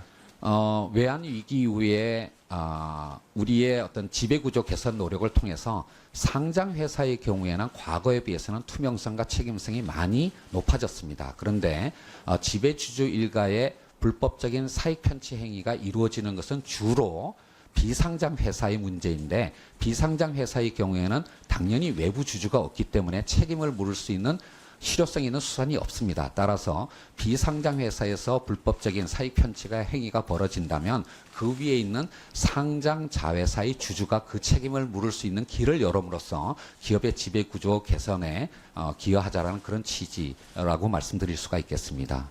예, 알겠습니다. 예. 예, 김 의원님 다 하셨습니까? 예, 수고하셨습니다. 다음은 국민의당에 존경하는 김관영 의원님 질의해 주시기 바랍니다. 네, 전북 군산 출신의 김관영 의원입니다. 후보자로 지명되셔서 청문회를 준비하시면서 많은 것을 느끼셨을 것 같은데요. 어떻습니까? 저는 문재인 후보께서 이제 대통령 되셨는데 후보 당시에 공직자 그 5대 원칙에 대해서 이제 말씀하셨는데 본인 스스로 판단하실 때 그 5대 원칙에 해당이 되는지 아니면 저는 적어도 스스로 판단해 봤을 때 해당이 되지 않는다고 생각하는지 한번 스스로 한번 말씀을 한번 해보십시오. 제가 20년 가까운 세월 동안 기업을 상대로 하는 시민운동을 해왔습니다. 그 20년 동안 저는 정말로 칼날 위에 서 있는 그런 긴장감을 가지고 살아왔습니다. 제 나름대로의 원칙에 따라서 제 몸가짐을 단속을 해왔는데요. 물론 의원님이나 국민들의 기대에 미치지 못했던 그런 부분이 없지 않은 걸로 이번 청문 준비 과정에서 제 스스로도 느끼게 되었습니다. 그 부분에 대해서는 정말로 송구스럽게 생각을 합니다만은 저에게 제기된 어떤 여러 가지 의혹들에 대해서 충실히 소명을 드린다면 의원님들이나 또는 국민들이 제가 공정거래위원장으로서의 역할을 수행하는데 그렇게 큰 결격 사유는 없으실 거라고 저는 그렇게 설명드릴 수 있다고 저는 알겠습니다. 생각을 합니다. 자, 본 의원이 아까 그 예일대학교 펠로우 프로그램 2004년 가신 거 맞죠? 네, 맞습니다. 네, 갔는데 이거는 분명히 지금 거기에 이 전형이 두 가지 전형이 있어요. 하나는 지명자 추천 방식, 노미네이티드. 다른 하나는 셀프 어플라잉. 예, 스스로 지원하는 방식인데 여기 지명자 추천 방식으로 전형하신 것은 맞죠? 예, 맞습니다. 자, 그러면은 거기에서 미국 기업 CEO의 추천을 통해서 갔다라고 말씀하셨는데 여기서 미국 기업 CEO가 누구신가요? 예, 이 예일 월드 펠로우스 프로그램은 예일 대학의 창립 300주년을 계기로 해서 만들어진 굉장히 큰 프로그램입니다. 그것만 말씀하세요. 그러니까 미국 기업 네. 저는 상식적으로 본인이 굉장히 중요한 경력 중에 하나로 갔다 온 예일대 이 프로그램에 대해서 미국 기업 CEO의 추천 어떻게 보면 이 양반이 스폰서 아닙니까? 스폰서. 예. 제가 실제로 예. 그러잖아요. 예일대학교에서 적어도 6개월 동안 하는 프로그램에 관한 필요한 주요한 경비를 어떤 데에서 이 양반은 굉장히 중요하신 분이니까 이분을 추천해서 이분이 교육받으면 좋겠다라고 누군가가 추천해가지고 그 비용도 된 거 아니에요? 그러니까 굉장히 엄선되는 절차를 거치는데요. 그러니까 그것만 말씀하세요. 그건 맞잖아요. 그러니까 제가 그 프로그램으로부터 들은 얘기는 예. 당신이 한국에서 소액주주 운동을 하는 시민운동가라는 그 평판 때문에 그 프로그램의 이사회 중에 한 분이 당신을 추천했다라는 얘기만을 들은 겁니다. 어느 분이 어느 기업의 CEO가 추천했다라고 하는 것을 저는 알지 못합니다. 저는 정말입니다. 아니 미국 대학의 이런 어떤 프로그램의 선발 과정에 대해서 좀 의원님께서 알아보신다면 아마 충분히 제 설명을 납득하실 수가 있을 겁니다. 정말로 모릅니다. 저는 정말 이 부분이 납득이 안 됩니다. 자기를 그 프로그램에 추천해주고 비용까지 대준 기업의 CEO가 누구인지를 모른다? 아니면 기억 안 난다? 지금 스폰서라고 말씀하셨기 때문에 좀 오해가 있으신 것 같은데요. 그 미국 기업이 저의 체제 비용을 개별적으로 지원한 게 아닙니다. 그러니까 개별적으로 지원한 거 아니지만 그 프로그램에 이분이 예를 들면 후보자께서 이 프로그램에 가서 교육받는 게 굉장히 필요할 것 같다고 해서 그 예일 대학교에 그 필요한 경비는 그 회사에서 된 거 아니겠어요? 아닙니다. 그렇지 않습니다. 이 프로그램은 이미 설립되어 있는 파운데이션에서 비용이 나오는 것이지 개개 어떤 기수마다 개별 펠로우마다 스폰서가 붙는 그런 시스템으로 운영되는 것이 아닙니다. 그러니까 이 프로그램의 파운데이션이 굉장히 큽니다. 거기서 나오는 수익을 통해서 매년 프로그램을 운영하는 것이지 그러면 다른 사람들이 그때마다 추천하면 그 기업은 추천한 데에서 무슨 기금을 거기다가 제출하거나 되거나 이런 거는 아니다? 예, 그렇습니다. 그러니까 이 사회에서 기업의 어떤 경험을 갖고 있는 분들을 이사로 모시는 것이지 그런데 그분들이 그 기업이 어디인지를 지금 몰라요? 예, 모릅니다. 그 뒤로 알아보려고도 안 했습니까? 당연히 알 수가 없는 거고요. 알려고 하지도 않았습니다. 왜냐하면 이런 어떤 선발 과정의 기본 원칙이 추천인과 피추천인의 관계를 알지 못하게 하는 것이 기본 원칙입니다. 자, 알겠습니다. 자, 부동산을 그동안 사고 팔은 것이 몇 번 있습니까? 저는 지금까지 제 이름으로 소유했던 부동산은 딱 2번밖에 없고요. 목동 아파트를 사고 매각하고 그리고 지금 소유하고 있는 그 아파트밖에 없습니다. 다른 어떤 부동산도 소유한 적이 없습니다.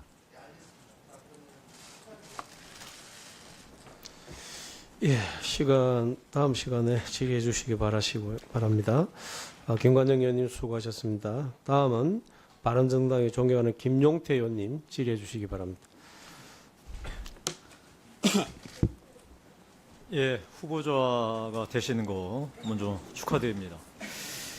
문재인 정부가 인수위 없이 출범해서 이제 초기 조치들이 법률이나 그 제도에 기반하기보다는 대통령의 지시사항 형태로 추진되고 있는 것, 뭐 유감이긴 하지만 그 불가피성에 대해서 제가 인정합니다.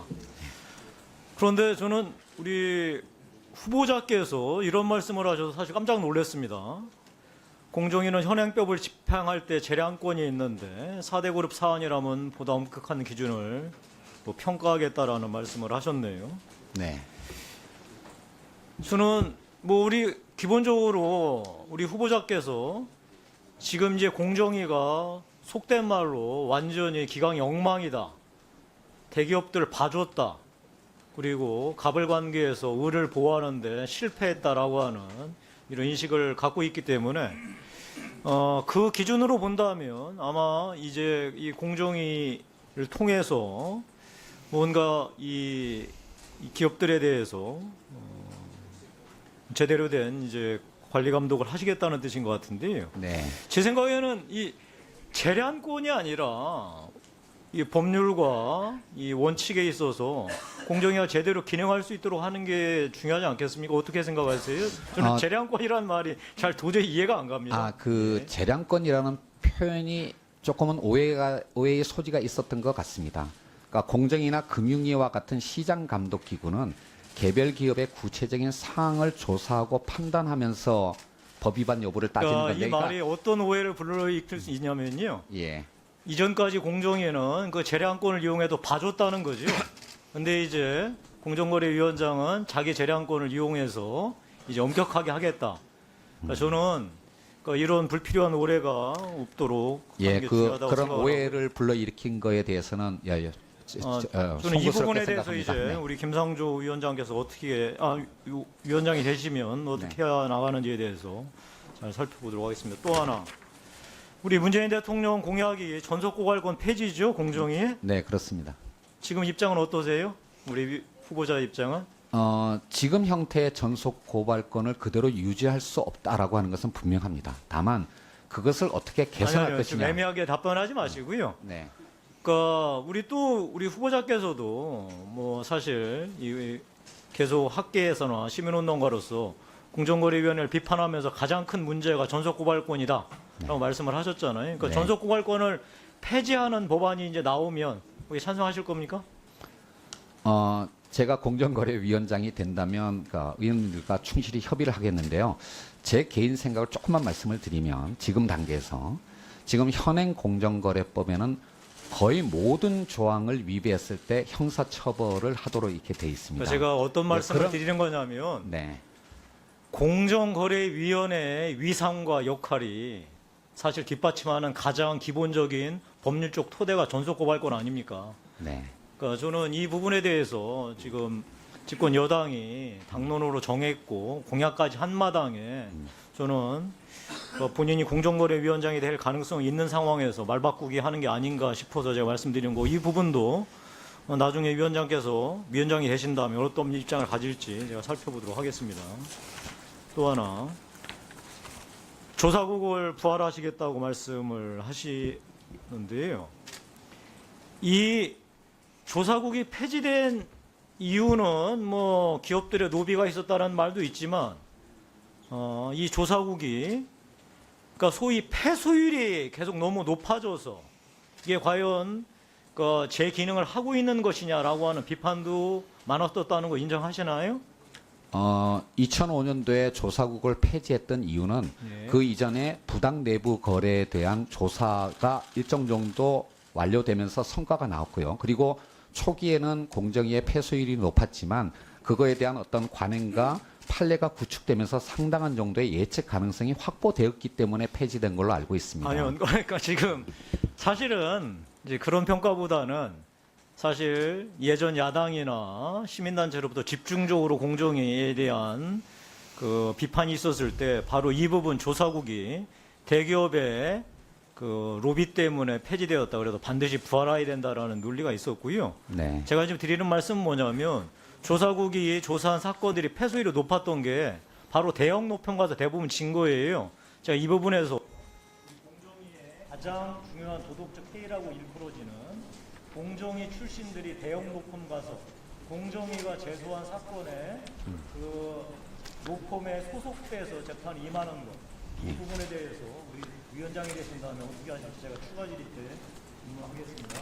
예, 간단히만 말씀드리면 아까도 말씀드린 바와 같이 공정위가 공정한 시장 경제 질서를 창출하기 위해서에 대해서는 그 조직과 권한이 확대돼야 됩니다. 다만 지금처럼 공정위에 대한 국민적 신뢰가 낮다면 그렇게 권한과 조직을 확대하기가 어려울 거라고 생각합니다. 따라서 그 신뢰를 높이기 위한 노력에 최선을 다하겠습니다.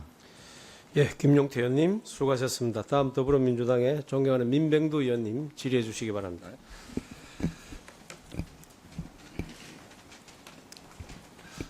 예, 저는 재벌이 잘 되면 중소기업도 잘 살고 또 나도 잘 살 수 있다. 그런 낙수 경제 이론에서 근본적으로 벗어나서 다 같이 동반 성장하는 그런 시대가 왔으면 하는 바람을 갖고 있습니다.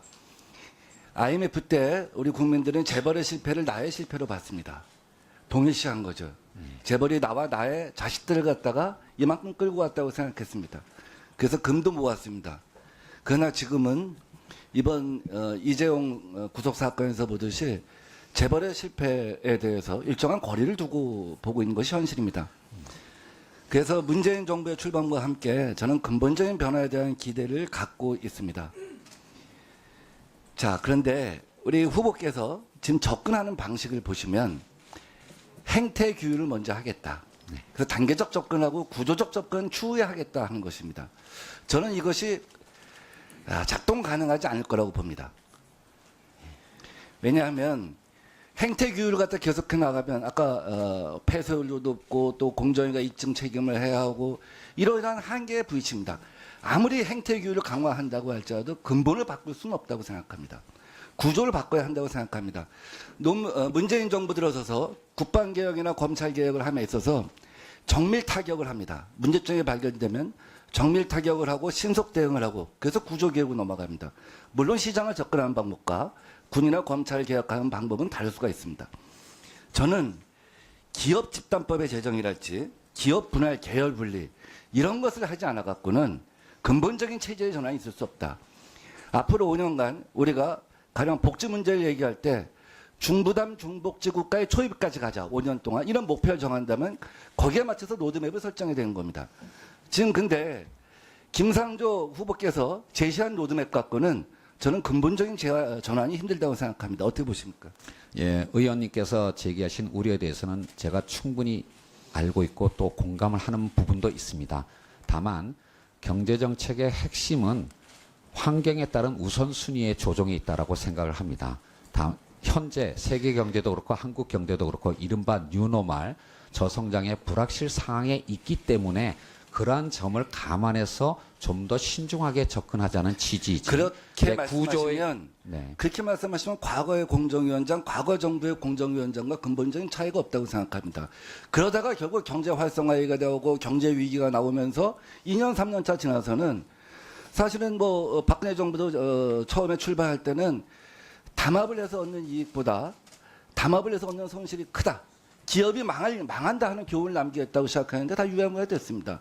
지금 그런 자세라고 한다면 좀 근본적인 전환이 있을 것인가에 대해서 굉장히 회의를 갖게 됩니다.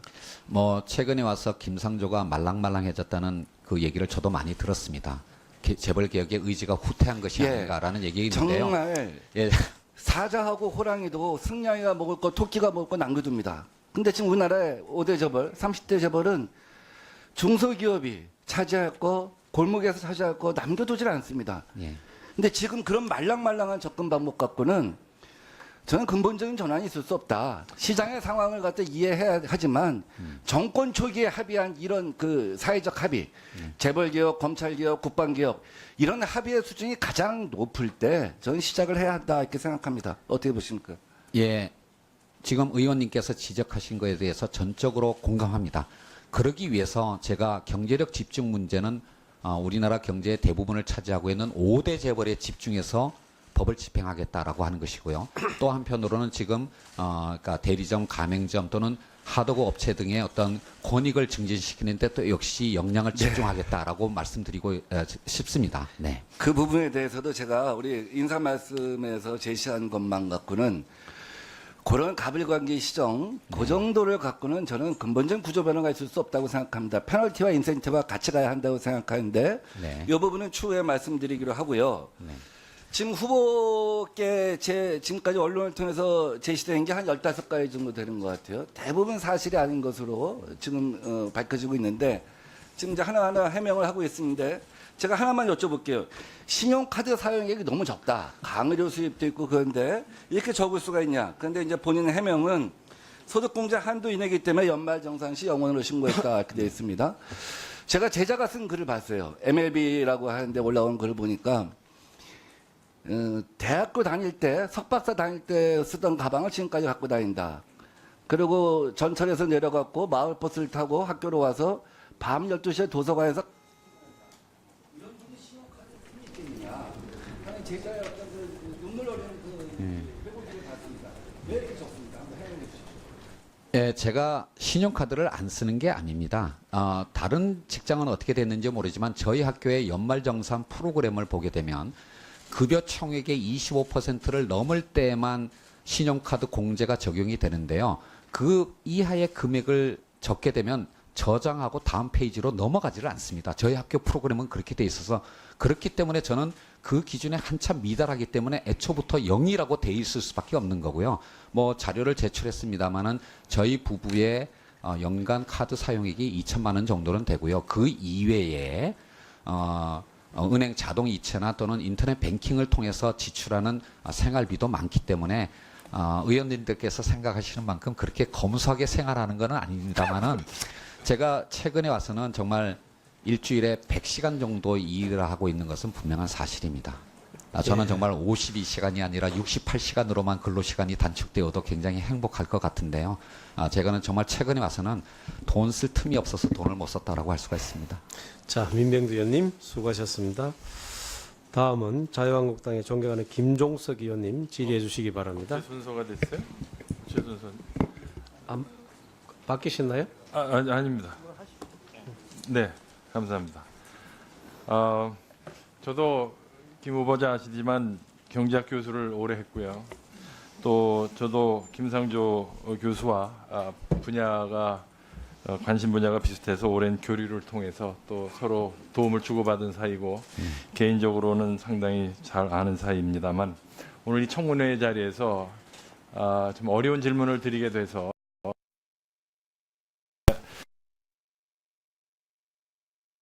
공직 후보자로 앉아 계신 거고 저는 지금 국민을 대신해서 국회의원으로서 질문을 드리니까 네. 성실하고 좀 정직하게 답변해 주시기 바랍니다. 알겠습니다. 네, 이미 언론을 통해서 다 공개된 사실이지만 다시 한번 확인하겠습니다. 파워포인트. 예.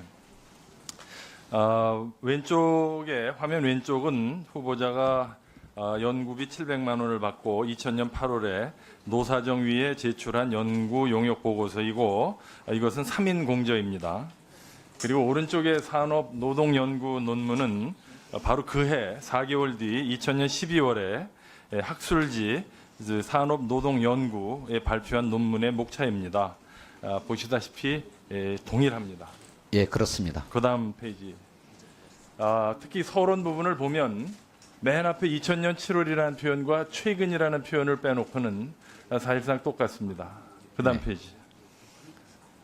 그다음에 이 결론 부분을 가봅시다. 2장 그렇고 결론 부분. 결론 부분도 보면 토시 하나 틀리지 않고 동일합니다. 보시는 바와 같습니다.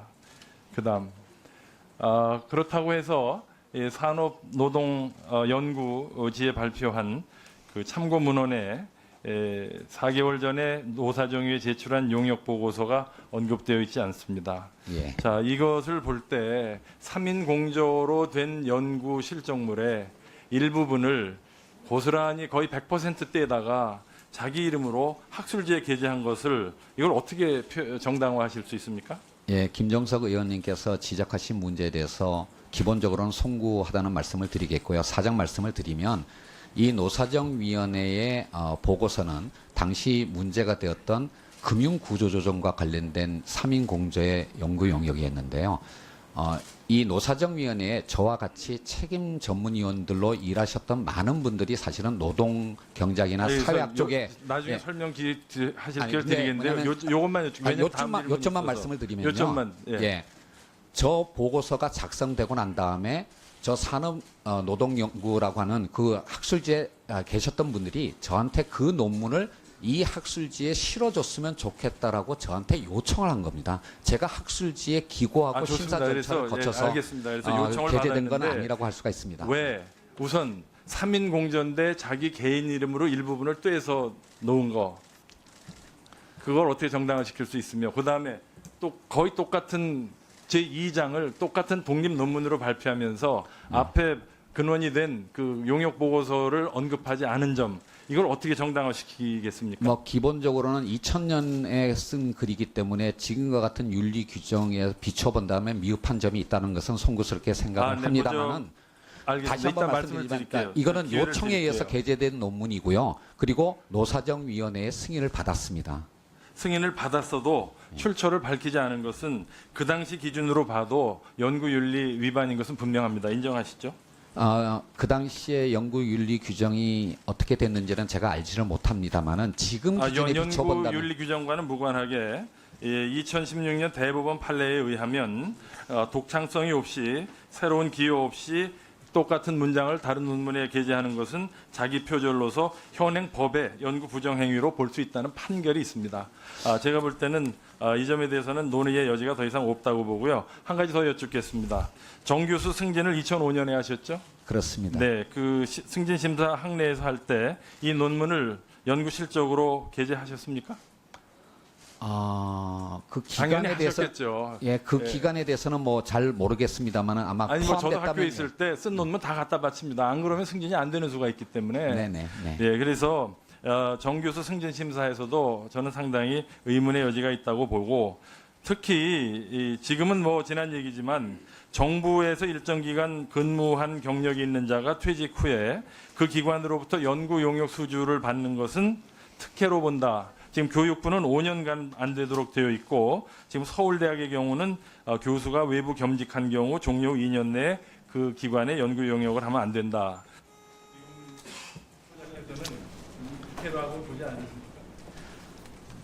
솔직히 말씀을 드리겠는데요. 그 연구 용역의 책임 연구자가 저로 돼 있지만 사실은 다른 어떤 공저자 중에 한 분이 실질적으로는 그 연구를 주도를 했었습니다.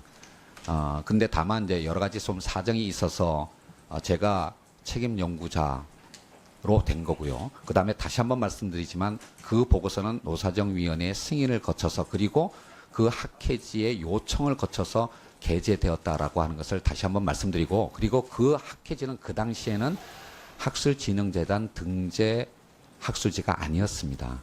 그런 차원에서 제가 2005년도에 정교수로 승진할 때에 그 논문이 없었다라면 승진이 불가능했을 거라고는 생각지는 않습니다. 그리고 정부 기관에서 일하면서 일정 기간 후에 연구 용역을 받았다는 부분에 대해서는 정말 제가 따갑게 그 질책은 받아들이겠습니다만은 다시 한번 말씀드리면 그 당시에 노사정위원회에서 같이 일을 했던 저를 포함한 그리고 노동이나 사회학 쪽에서 같이 일을 했던 분들이 금융구조조정에 관한 글의 어떤 필요성 때문에 저에게 후보자님. 요청을 했다고 할 수가 있겠습니다. 의사진행 발언하시겠다고요? 네, 말씀하십시오. 인사청문회에서 충분하게 말씀을 하셔도 좋습니다. 하지만은 지금 현재 정해진 5분 기간 동안에 전문위원들이 핵심적인 부분에 관해서 짚고 또 거기에 대해서 의혹을 해소할 수 있도록 그렇게 운영되어져야 할 텐데 지금 조금 우리 답변 질의하는 위원회에 비해서 답변이 조금 더 길거나 아니면 좀 느슨해져 있는 이 부분은 조정을 한번 해주시는 게 어떻겠습니까? 그 회의 진행은 저인데 좀 맡겨주시고요. 사실 국민이 후보자가 어떤 정책적 그 철학을 가지고 있는지에 대한 것도 알고 싶어 할 거고요. 또 의원들이 질의하는 그런 어떤 의혹 부분에 대해서도 국민들은 알고 싶어 할 수 있습니다. 그래서 그렇게 무리하지 않는 범위 내에서 제가 진행을 할 테니까 잘 좀 도와주시고요. 제가 하나 여쭙게요. 그 이야기 네, 나온 김에. 네. 노사정위원회 요청이 있어서 논문을 게재했다 그러셨는데 그러면 그때 게재를 하실 적에 본인은 검토를 안 하고 원고를 그냥 주십니까? 그건 아니겠죠. 노사정위원회의 요청이 아니라 그 학회 관계자의 조금 전에 요청이었고요. 노사정위원회 요청이 있어서 그걸 기재하도록 했다 아니, 이렇게 이야기를 노사정위원회 하셨거든요. 승인을 거쳐서 네, 승인을 노사정위원회 그래도 본인이 검증은 하실 거 아닙니까? 어디까지 실을 수 있는 건지에 대해서 예? 예. 그거 한번 보시고 하셔야 될 거 아니에요. 아니 뭐 정말로 그 두 글은 뭐 같은 논문이라고 할 수 있습니다. 예, 네. 그 부분에 관해서 제가 예. 소홀했던 부분이 있는 것은 사실이지만 2008년 연구윤리 규정이 제정되기 전의 일이었기 때문에 좀 그 말씀 주시는 많은 분들의 내용이 어떤, 이제 예. 국민들이 듣기에는 이해가 잘 안 될 수 있어서 제가 추가로 질문을 조금 드렸습니다. 네. 김종석 의원님 수고하셨습니다. 다음은 더불어민주당이 존경하는 박용진 의원님 질의해 주시기 바라겠습니다.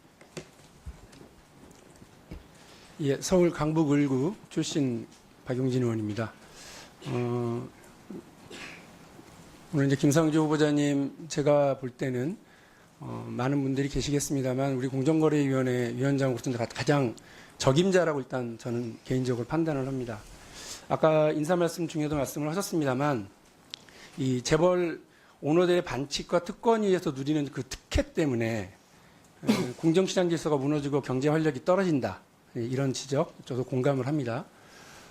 그래서 재벌 개혁의 어떤 전략적 동반자 관계로 같이 가고 싶은 생각이 있습니다만 구체적인 공격 루트와 관련해서는 이제 이견 지점이 좀 많이 존재를 해서 제가 그거 하나를 좀 확인하겠습니다. 네. 중간금융 지주회사 도입에 찬성하는 발언을 여러 번 하신 걸로 확인을 하고 있습니다. 그런데 이 중간금융 지주회사야말로 금산분리 원칙을 무너뜨리는 특혜인데다가 이에 가장 특혜를 누리는 곳이 다름 아닌 삼성그룹입니다. 그래서 중간금융 지주회사야말로 개혁 조치라기보다는 특혜 조치이고 반칙 금지법이 아니라 반칙 유도법이라고 해도 할 말이 없는 거라고 저는 생각합니다. 게다가 저희 민주당이 내내 이것을 당론으로 반대를 해왔고 여전히 많은 시민사회 단체도 이 부분에 대해서 우려를 하고 있습니다. 이것이 바로 삼성 특혜 제도다라고 생각하기 때문에 그렇습니다. 여기에 찬성을 하시니까 재벌 저격수인 줄 알았더니 재벌 도움이 아니야? 이렇게 이제 전향한 거 아니야?라고 하는 오해까지 있는 거 아니겠습니까? 네, 그에 대해서 어떻게 생각하십니까? 예, 중간금융지주회사 제도를 아마 가장 먼저 이렇게 제안했던 사람이 저인 것 맞습니다. 뭐 여기 박성석 의원님 계시지만 그 아마 18대 국회 된가요? 그때 예. 제가 제안을 했고 또 정무위에서 여러 가지 논의를 거쳐서 정무위 통과까지도 갔었는데요. 네. 저는 그러니까 학자가 아니라 시민운동가의 역할도 동시에 하고 있기 때문에 현실적으로 정치적으로 불가능한 일을 추진하지는 않습니다. 현 상황에서 더구나 제가 공정거래위원장 후보자로 재진 상황에서 지금 당론과 충돌하는 그런 주장을 계속 유지하지 않고 있습니다. 그러면 뭐 이전에 공정위가 이 부분을 강력하게 추진했었는데 공정위원장이 되시면 중간금융지주회사 도입에 추진하지 않겠다. 그 부분에 관해서는 국회와 충실히 협의를 거쳐서 결론에 이르는 바에 따라서 추진하겠습니다. 예. 하나 더 여쭤볼게요. 네. 문재인 대통령께 이 중간금융지주회사에 대해서 그 후보자 시절에 의논하거나 입장 확인하신 거 있으세요? 뭐 이미 언론에 보도되었기 때문에 지난 연말 올해 초에 같이 공부하는 기회가 있었습니다. 이 제도 자체에 대해서 논의할 기회는 없었습니다. 그런데 제가 그 언론 보도 확인을 해보면 지금 한겨레 신문 보도인데요. 거기에 문재인 대통령 후보는 이 제도 도입에 대해서 반대하는 걸로 분명히 하셨어요. 그러니까 지금 걱정스러운 건 뭐냐면 대통령은 재벌 특혜 조치에 대해서 반대한다라고 분명히 국민들 앞에 약속을 했는데 공정거래위원장이 이에 대해서 분명하게 입장을 밝히지 않으면 이거 어떻게 되는 겁니까? 제가 분명히 말씀을 좀 해주십사 하는 겁니다. 자유로운 신분이었을 때는 제 개인 의견을 말씀드리지만 이미 공정거래위원장 후보로 돼 있고요. 대통령의 공약이 있고 여당의 당론이 있기 때문에 그것에 대해서 배치되는 방향으로 제 개인 의견을 말씀드리는 일은 앞으로는 없을 겁니다. 네, 잘 알겠습니다. 하나 더 여쭤보겠습니다. 제가 20대 국회 시작하자마자 법안을 낸 게 있는데요. 재벌계열 공익법인들이 보유하고 있는 국내 계열사 주식의 의결권을 제한해야 된다. 이제 이겁니다. 이 공정거래법 개정안인데요. 네. 근데 공정위에서는 이럴 경우에 기부가 위축될 수 있다라는 이유로 이걸 반대했었거든요. 우리 후보자님 입장 어떠십니까? 저는 그러니까 모든 문제를 바라볼 때 한편으로는 편익이 있고 비용이 있다고 생각을 네. 합니다. 공익법인의 의결권이 자유롭게 행사되는 것은 재벌의 지배구조 개선에서 심각한 문제라고 생각하고 그거에 대한 규제가 필요하다고 생각을 합니다. 다만 재벌의 공익법인이 아닌 경우에 또 문제가 있기 때문에 거기에 대한 신중한 검토를 거쳐서 합리적인 방안을 만들어낼 필요가 있다라고 생각을 합니다. 예, 저는 후보자 말씀도 공감을 합니다만 후보자께서 경제개혁연대 소장 시절에도 이 법의 취지에 부합하는 입장을 내신 걸로 제가 알고 있거든요. 네, 그렇습니다. 네. 그러니까 저도 역시 공익법인 전체의 의결권 행사에 대한 문제 제기를 하는 것이 아니라 사실상 경영권을 편법으로 승계하는 거 아닙니까? 그리고 네. 사실상 세금 한 푼 내지 않고 자신의 주식이나 이런 거를 후계자가 아들이 이렇게 행사할 수 있도록 편법 증여 상속하는 거기 때문에 이건 막아야 되는 거라고 저는 생각을 합니다. 예, 맞습니다. 그래서 이른바 상호출자 제한 기업 집단 소속 공익법인과 같이 좀 강하게 규제를 할 필요가 있는 부분에 관해서 합리적으로 그 규제 대상을 설정하는 노력을 한다면 의원님께서 제안하신 그 법률안의 취지를 달성할 수 있을 거라고 생각을 합니다. 예, 박영준 의원님 수고하셨습니다. 다음은 정의당의 존경하는 심상정 의원님 질의해 주시기 바랍니다. 네, 우선 공정거래위원회 위원장으로 내정되신 거 축하드립니다. 오랜 세월 동안 전문가로서 또 시민단체 활동하시면서 공정한 시장경제 발전을 위해서 헌신해 온 후보자의 실천 과정을 잘 알고 있습니다. 그래서 경제민주화의 중추기관으로 공정거래위원회를 잘 세워주실 것을 당부드립니다. 네. 문재인 정부가 완전히 새로운 대한민국을 기치로 내걸고 있는데 저는 그 실현 여부는 이제 국민의 삶이 새로워져야 된다. 그게 가장 중요한 기준이다 이렇게 생각합니다. 그래서 제가 보도를 보니까 후보자도 민생이 직결된 뭐 하루아침에 뭐 이 모든 것을 다 해결하기 어렵지 않습니까? 그럴 때 가장 우선 순위를 민생에 직결된 불공정 거래 질서를 바로잡는 일에 중점을 두어 주십사 하는 말씀드리고요. 하도급 거래에서 노무비 변동을 반영한다든지 예. 또 가맹 그 사업 분야에서 또 노무비 변동을 조정 대상에 포함한다든지 그렇게 적극적으로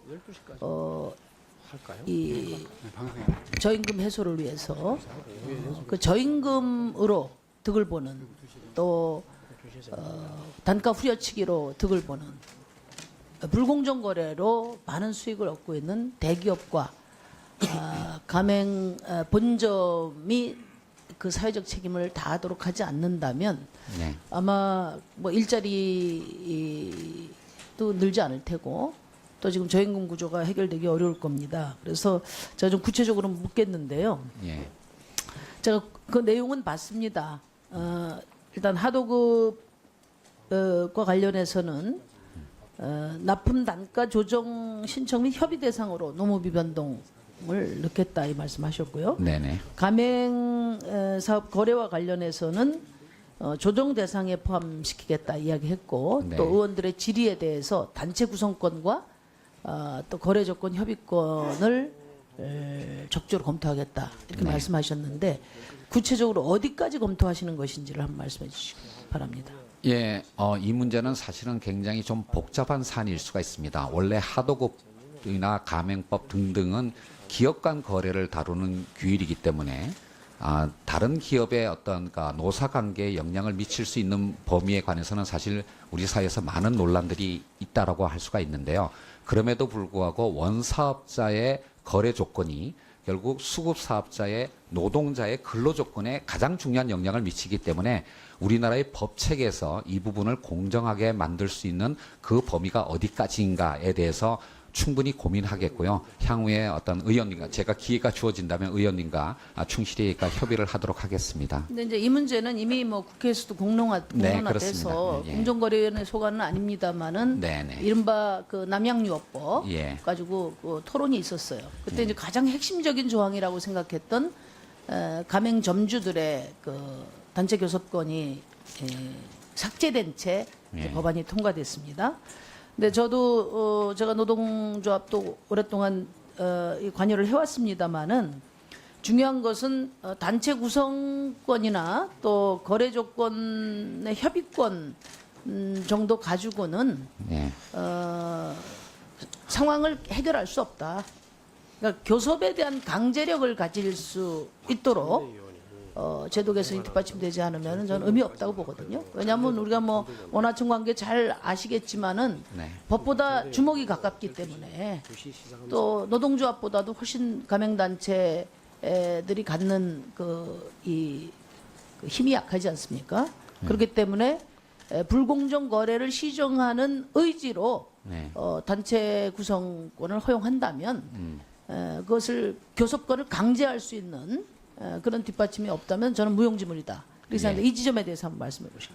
지금 의원님께서 지적하신 현행 하도급법 등의 법 체계의 한계에 대해서는 전적으로 공감을 합니다. 따라서 단순한 단체 구성권 차원을 넘어서 네. 좀 더 그 교섭의 어떤 실질을 확보할 수 있는 방향으로 우리가 고민해야 된다는 것까지도 동의를 합니다.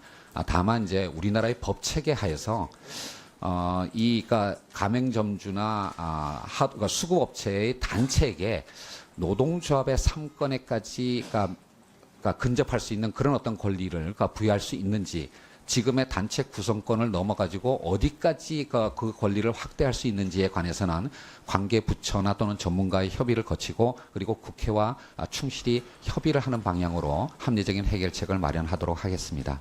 예. 네. 협의와 관련해서 고용노동부가 공정거래위원회가 좀 서둘러야 된다고 봅니다. 예. 네. 내용들을 빠른 시일 내에 종합적인 대책을. 예, 저에게 기회가 주어진다면 최선의 노력을 다하겠습니다. 예, 수고하셨습니다. 오전 마지막 질의입니다. 다음은 자유한국당의 존경하는 정태욱 의원님 질의해 주시기 바랍니다. 예, 후보자님 오늘 고생하십니다. 네. 그 후보자님께서는 지난 몇 년간에 그 강연료 등으로 114건에 8,800만 원의 소득을 올렸다고 자료를 제출하셨습니다. 그렇죠? 네, 맞습니다. 그런데 어제 그리고 그 전날 각종 언론에서 강연 소득에 대해서 세금 탈루한 의혹이 있다. 그렇게 이제 쭉 이렇게 자료가 나오니까 우리 후보자님께서는 해명을 통해 가지고 강연료가 무료이거나 또 25만 원 이하이기 때문에 신고하지 않았다 그렇게 답변인데 맞습니까? 그렇습니다. 예. 그런데 제가 이제 어제 그거에 대해서 한번 확인을 해보니까 국세청 홈페이지하고 관계관하고 직접 전화를 해보니까 강연료 25만 원 이하나 무료인 경우에는 지급자는 원천 징수하지 않아도 된다는 뜻이고, 지급자 그러니까 네네. 강연을 예, 드리는 맞습니다. 분은 원천 징수하지 않았지만은 수령자 그러니까 후보자께서는 종합소득 신고를 해야 되는 걸로 그렇게 지금 이야기를 합니다. 그건 이해하시죠? 네네. 그럼 그건 이제 이미 2011년 소득 때문에 한번 그렇게 한 적도 있고 이래가지고 네네. 그래야 되는데, 그래서 우리 후보자께서 제출한 자료와 인터넷 자료를 쭉 훑어보니까 신고 건수가 지난 3년만으로 기준으로 139건인데 비해서 누락 건수가 43건 있습니다. 그래 돼가지고 누락률이 23%인데 이 내용에는 우리 두 가지가 들어있을 겁니다. 아예 강연료를 안 받았을 가능성도 있고, 네. 그리고 또 25만 원 이하일 가능성도 있는데, 그런데 제가 생각에 받았는 것에 대해서는 2014년을 빼놔놓고는 전부 다 1,500만 원 이상의 기타 소득 올렸기 때문에 단 한 건이라도 있다면은 반드시 신고하도록 되는 것이 법 규정입니다. 그거는 이해하시죠? 네. 그래야 되는데, 그러면은 2013년과 15년에 보면은 분명히 이게 객관적으로 봐가지고 합리적으로 강연료를 받았을 여러 사건이 지금 저희들한테 자료를 가지고 있거든요. 그거는 소득이 제대로 신고 안 됐다는 것에 대해서 혹시 동의하십니까?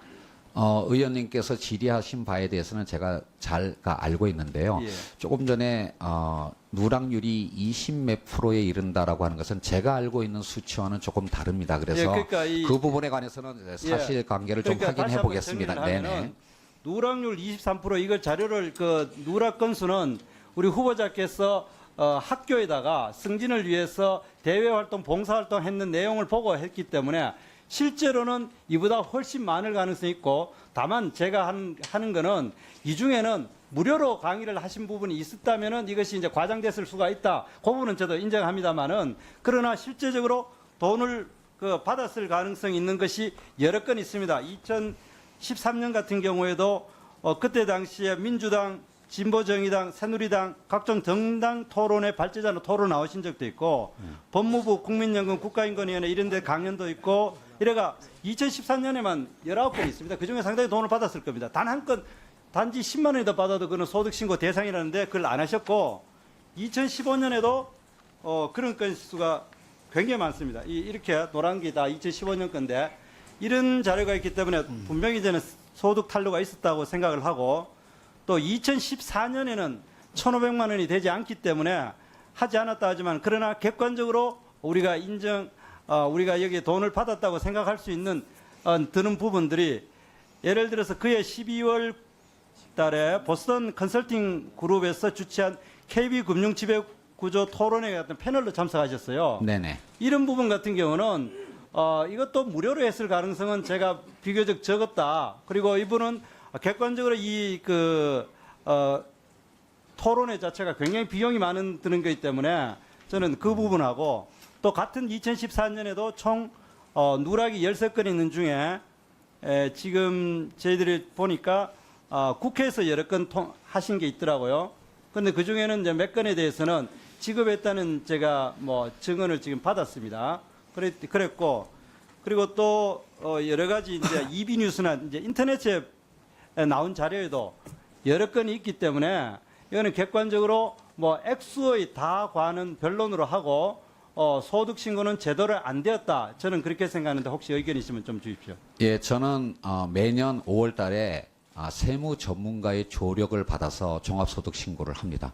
따라서 지급 의무자가 신고를 해서 홈택스에 기재되어 있는 것에 관해서는 빠짐없이 세금을 냈다라고 할 수가 있습니다. 그래서 이 부분에 관해서는 오류가 없을 건데요. 다만 지금 의원님께서 지금 저의 어떤 소득 신고 누락 이 건수가 굉장히 많다라고 말씀을 하시는데, 짐작컨대 그 자료를 주시면 제가 또 확인해서 좀 더 그러니까 말씀을 드리겠는데, 아마 이런 내용들이 제가 이런 부분이 아마 있을 것 같아요. 예를 들면 제가 그러니까 일정한 해에 라디오 방송에 매주 이렇게 출연을 한 적이 있는데, 그쪽에서 이 소득 신고를 할 때 그러니까 수십 건인데 그걸 한꺼번에 신고를 하는 그런 어떤 사례도 있을 것 같아서, 그러니까 누락 건수에 대해서는 제가 자료를 주시면 제가 정확하게 확인해서 다시 말씀을 드리겠고요. 마지막으로 하나 좀 더 말씀을 드리면, 사실 제가 1년에 아마 수십 건의 외부 강연이나 토론을 할 텐데, 지급 의무자가 이거를 신고를 안 하시면 제가 매일 그거를 기록했다가 나중에 그 다음 해 5월 달에 누락된 거를 확인해서 그 지급자의 사업자 번호를 확인해서 홈택스에다가 제가 일일이 기재하는 것은 그렇게 쉬운 일은 아닙니다. 사실 그러니까 세무사들의 어떤 증언을 통해서도 이게 현실적으로는 거의 불가능한 일이라고 생각하고요. 그리고 기본적으로는 제가 이 어떤 소득 누락이나 탈세의 의도를 가지고 한 것이 아니다라는 것을 좀 양해를 부탁을 드리고, 아까 예를 말씀드린 보스턴 컨설팅 그 토론회는 대규모 토론회가 아니라 내부 간담회였습니다. 네. 자, 수고들 하셨고요. 오전에 자료 요청 건들이 있었던 것을 후보자께서는 점심 식사 이후에 오후에 진행되는 회의에는 회의 전까지는 제출될 수 있도록 협조해 주시기 바랍니다. 네. 주 질의가 진행 중입니다만은 방송 일정과 효율적인 회의 진행을 위해서 잠시 정회하였다가 오후 2시에 속개하도록 하겠습니다. 정회를 선포합니다.